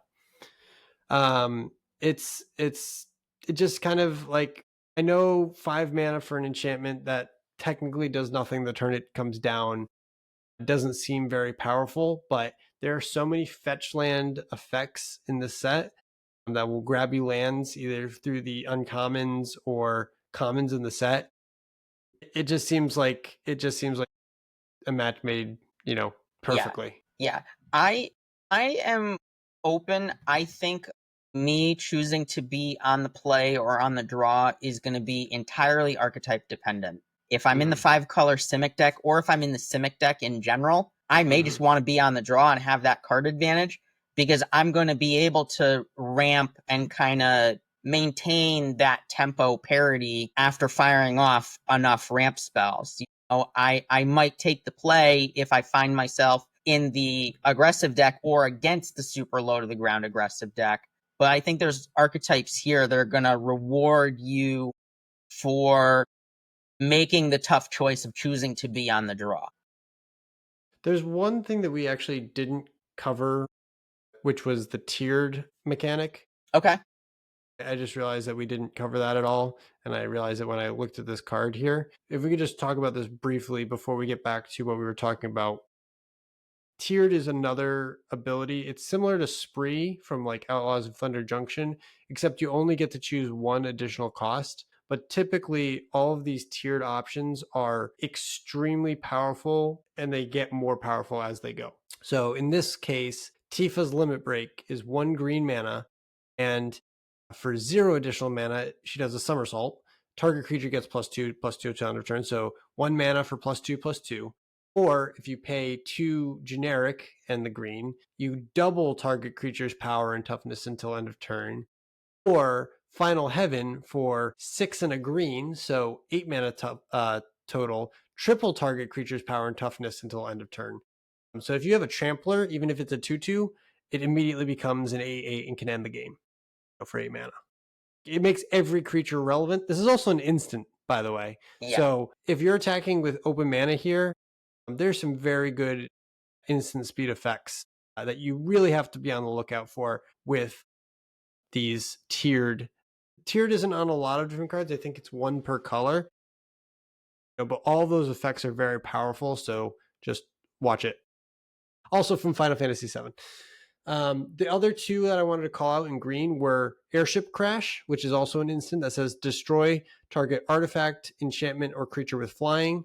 It has cycling too, so it's never a dead card. Nope. I think there's going to be a lot of artifacts and enchantments that maybe you would want to blow up. It's going to kill Saga creatures at the floor, So at the floor. 3 mana kill a Saga creature that's got some kind of busted ultimate chapter ability. Yeah, and it's instant speed, so literally the sky is not the limit with this card. It's the ground. And then the last one that I wanted to talk about in green was Prishi's Wanderings, which is also an instant, very important, also 3 mana. So if you say you don't have your 3 mana ramper in Simic, you can use this as a replacement effect. Search your library for a basic land card or town card, put it onto the battlefield tapped, then shuffled. When you search your library this way, put a 1/1 counter on target creature you control. I mean, this effect at instant speed, I mean, it's a combat trick and it's a ramp spell all in one. And it's a great way for you in a Simic deck that's playing counter spells to hold up your ramp spells and your counter magic at the same time. It's kind of like not rampant growth. What am I thinking of? Genesis Ultimatum? No, Genesis Harrow? Wave? Maybe Harrow. Yeah, Harrow as well.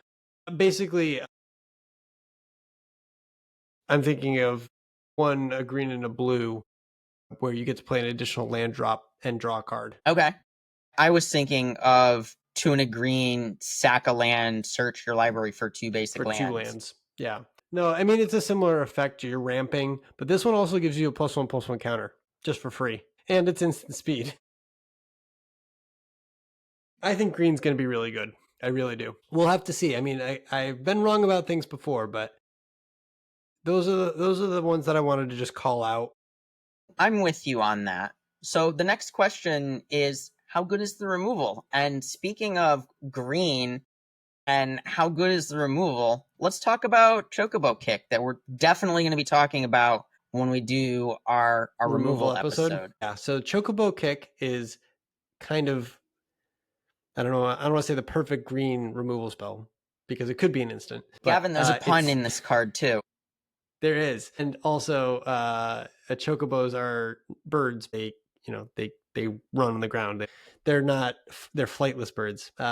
Anyway, we're going to move on to the actual card itself and what you're alluding to. Chocobo Kick is 1 and a green. It is a sorcery, and it has kicker.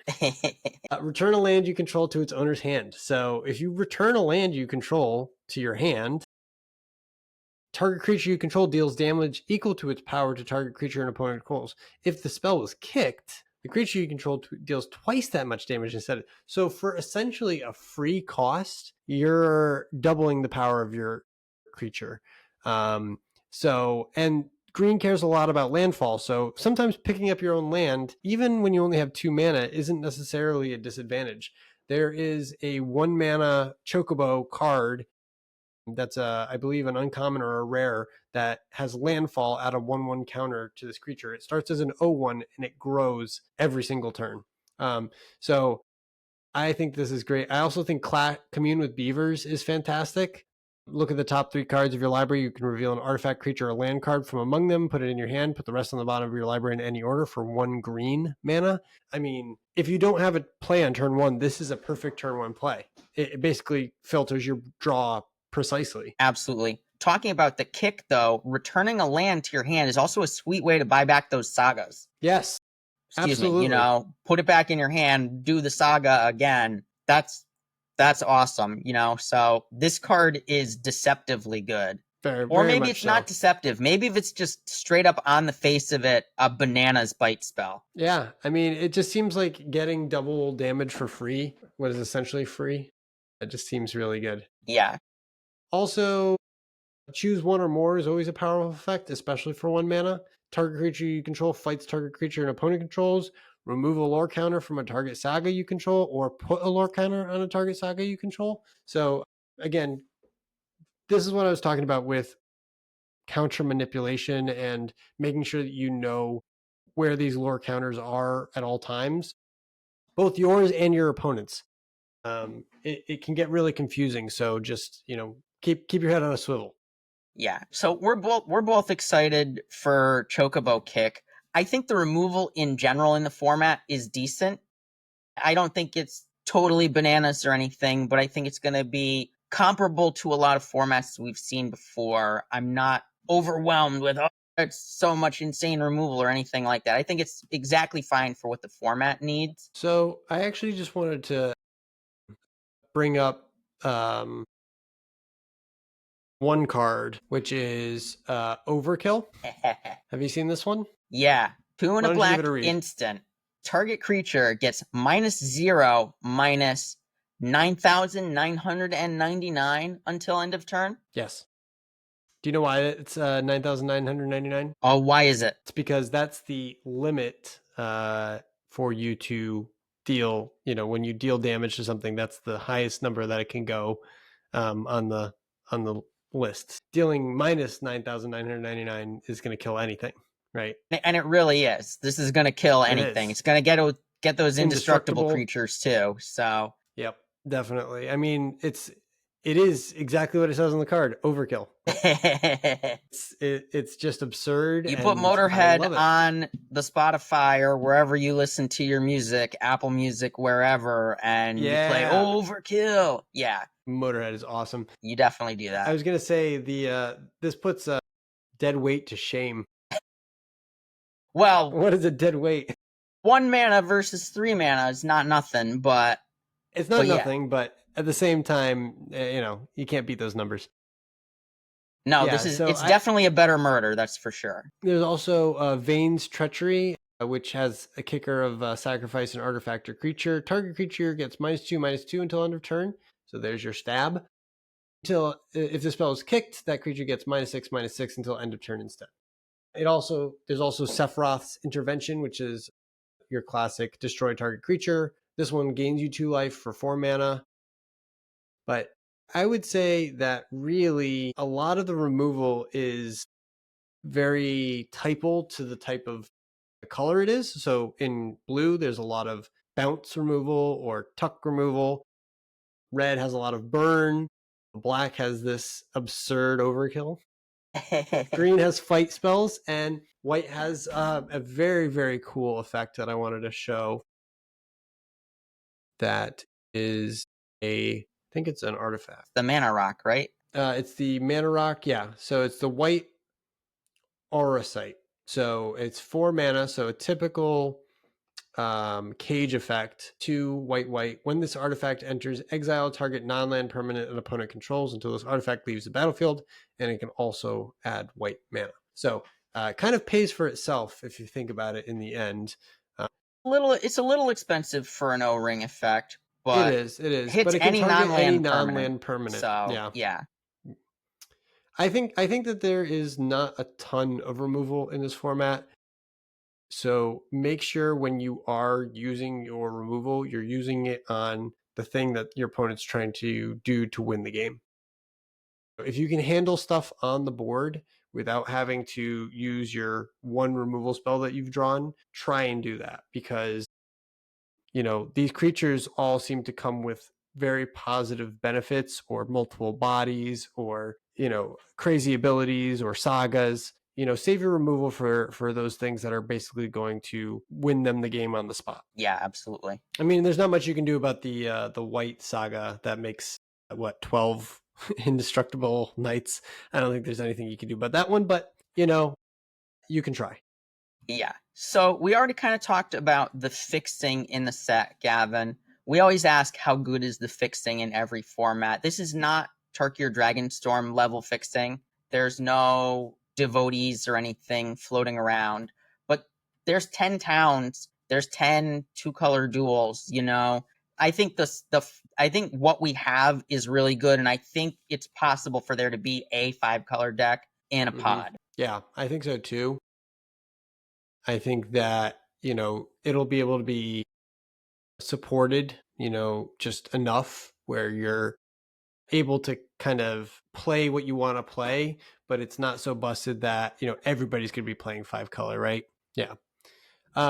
Just going over the last bit here, which is what do you think the best common in the set is going to be? One interesting thing about the play boosters that we discussed earlier is the amount of commons has actually gone down quite a bit.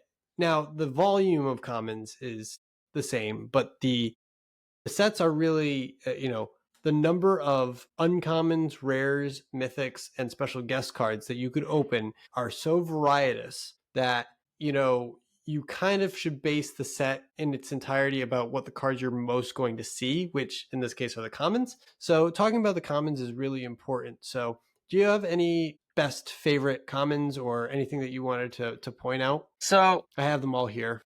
I looked at a couple of different things, and honestly, for me, I'm most excited about trying to draft the Towns deck. First draft that I get, that's what I'm looking for.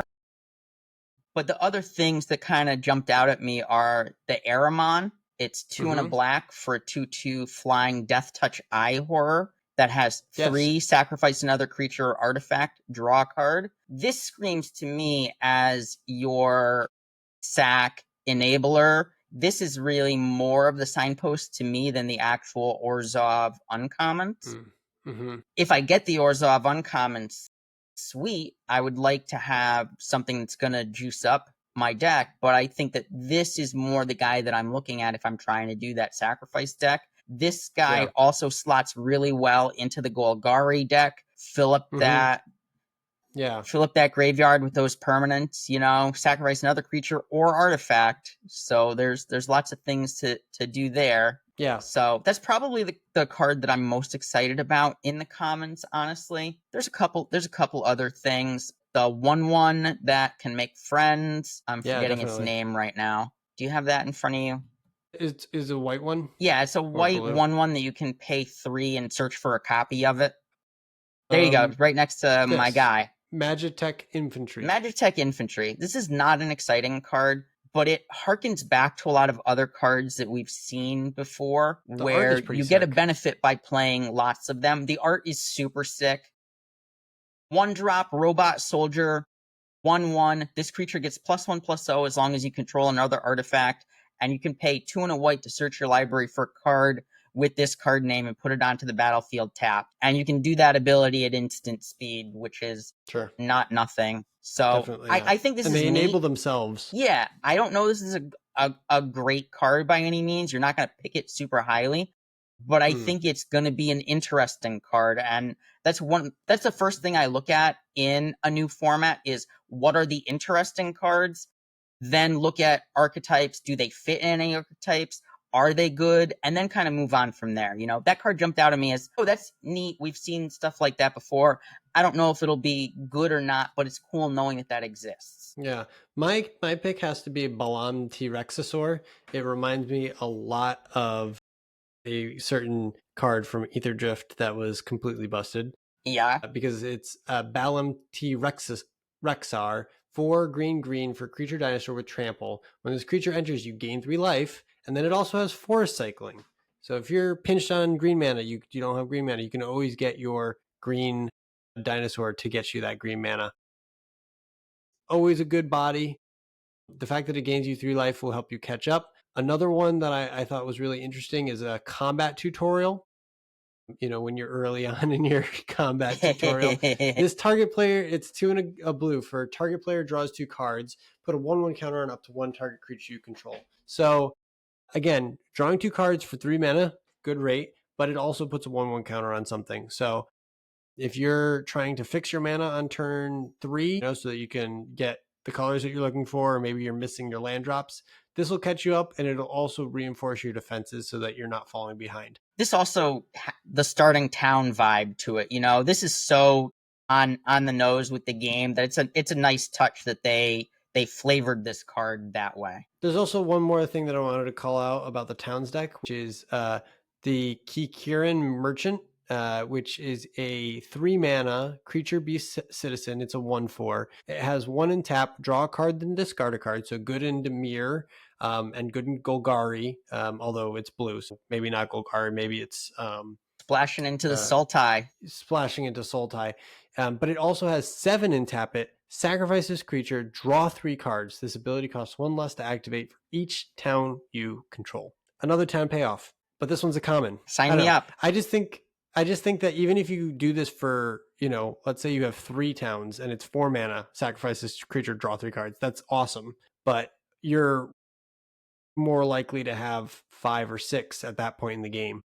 Gavin, I'm on board for a looter pretty much anywhere. Especially a 1/4? Yeah, especially a 1/4, harder to kill, blocks well. Yeah. Yeah, I mean, the other thing is just like, I just think that blue and green have a lot of good above rate creatures. Like, look at this Dragoon's Wyvern. Like, it's a 2 and a blue for a creature Drake with flying, and when this creature enters, create a 1/1 colorless hero creature token. So there's a 2/1 that comes with a 1/1. I mean, and one of them is flying. I like all the 3 mana creatures. Yeah, I like the 3 mana creatures. These type of creatures always perform well. Sorry, I like the 3 mana creatures that make a friend. We've seen several of them in recent sets. It's not quite the bear with set mechanic vibe, but there's definitely the creature that makes a friend in every set, it seems. So I do like that. The last thing I'll say is don't sleep on World Map either. This is a 1 mana artifact that can go into any deck. It has 1 in tap it, sacrifice this artifact, search your library for a basic land card, reveal it, put it into your hand and shuffle. Or 3, tap it, sacrifice this artifact, search your library for a land card, reveal it, put it in your hand and shuffle. So the fact that it can just fix you on turn 1, on turn 2, get you lands when you need to, also is a sacrifice payoff for those that need those. And the fact that it can also get any land if you're looking for a particular land, like let's say a land that has hideaway. Or a land that's also a sorcery. Yeah. I just think the set has some really cool mechanics. It's going to be interesting to see how fast it is in real life, and how much complexity there's going to be. Because again, if you're a newer Magic player, Sagas are kind of hard to wrap your brain around sometimes. So just, again, using that indicator to make sure that you remember those triggers. One last thing to note, Gavin, is that Final Fantasy, the set, was originally designed to go straight to modern. And they made a change to how Universes Beyond sets go, that starting with this set, they're going into standard. So this set was designed with a modern complexity level and power level in mind. And so there is definitely a lot more going on in this set than we would see in a given set. I would argue it's way more complex than Dragonstorm, for example. Yeah. I think that there's a lot of nuance. I think, players, if you feel intimidated by it, kind of, I don't want to say stick to those two colors or even one color and splash another. If you're feeling unsure about, the mechanics or how things are going to go, you can always try and just stick to those two color combinations. Don't try and play, 12 different colors, 5 color decks out the get go while everybody's still learning it.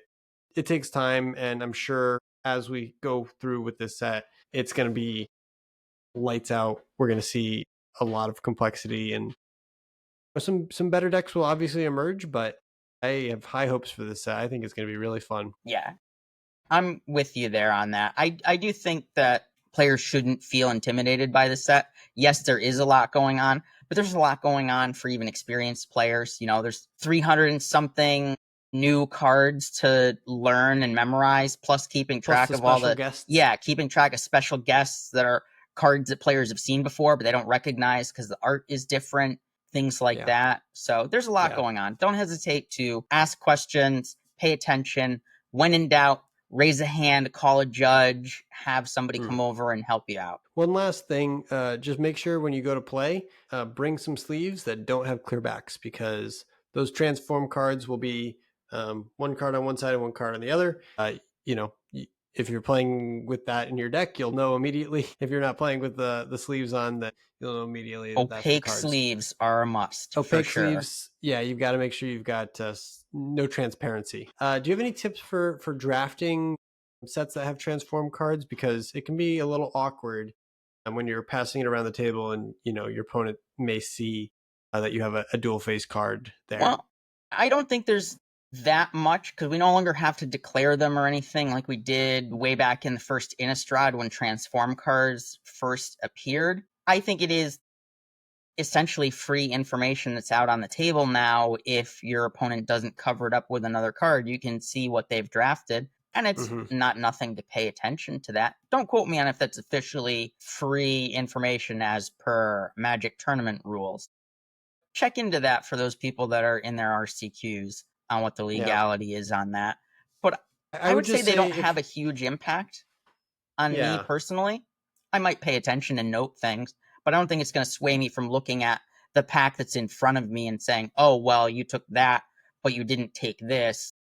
Where do I go, I just think that, as a best practice, you should try and cover your cards as best you can, just to limit that. But you don't need to hide it down or anything like that. It's draft. So, your opponents can usually speculate on what you've taken, whether or not, they're transformed cards or not. Right. So don't be afraid. I mean, this should be a really good draft format as well. I'm very excited. I've got a lot of high hopes for this set, and I can't wait to get started. It's coming out later this week. So good luck to everybody at your pre-releases. All right. Enjoy, everybody. With that, we're going to move to the end step, pass a turn. Anything else, Paul? That's it for me. Have fun. Share with me your Final Fantasy stories. I know nothing about the IP. I'm just in it for a sweet limited format. Honestly, I might pick Final Fantasy up again. Tell me which one I should start with or which one I should go back to. 100%, yeah. I'm very much into Claire Obscura right now, but the next game I play might be a Final Fantasy game. Cool. All right. Well, thanks so much for listening. Again, we'll pass the turn here. We'll see you guys on the next one. Good luck at your pre-releases. Don't forget to like and subscribe, and we'll catch you on the next one.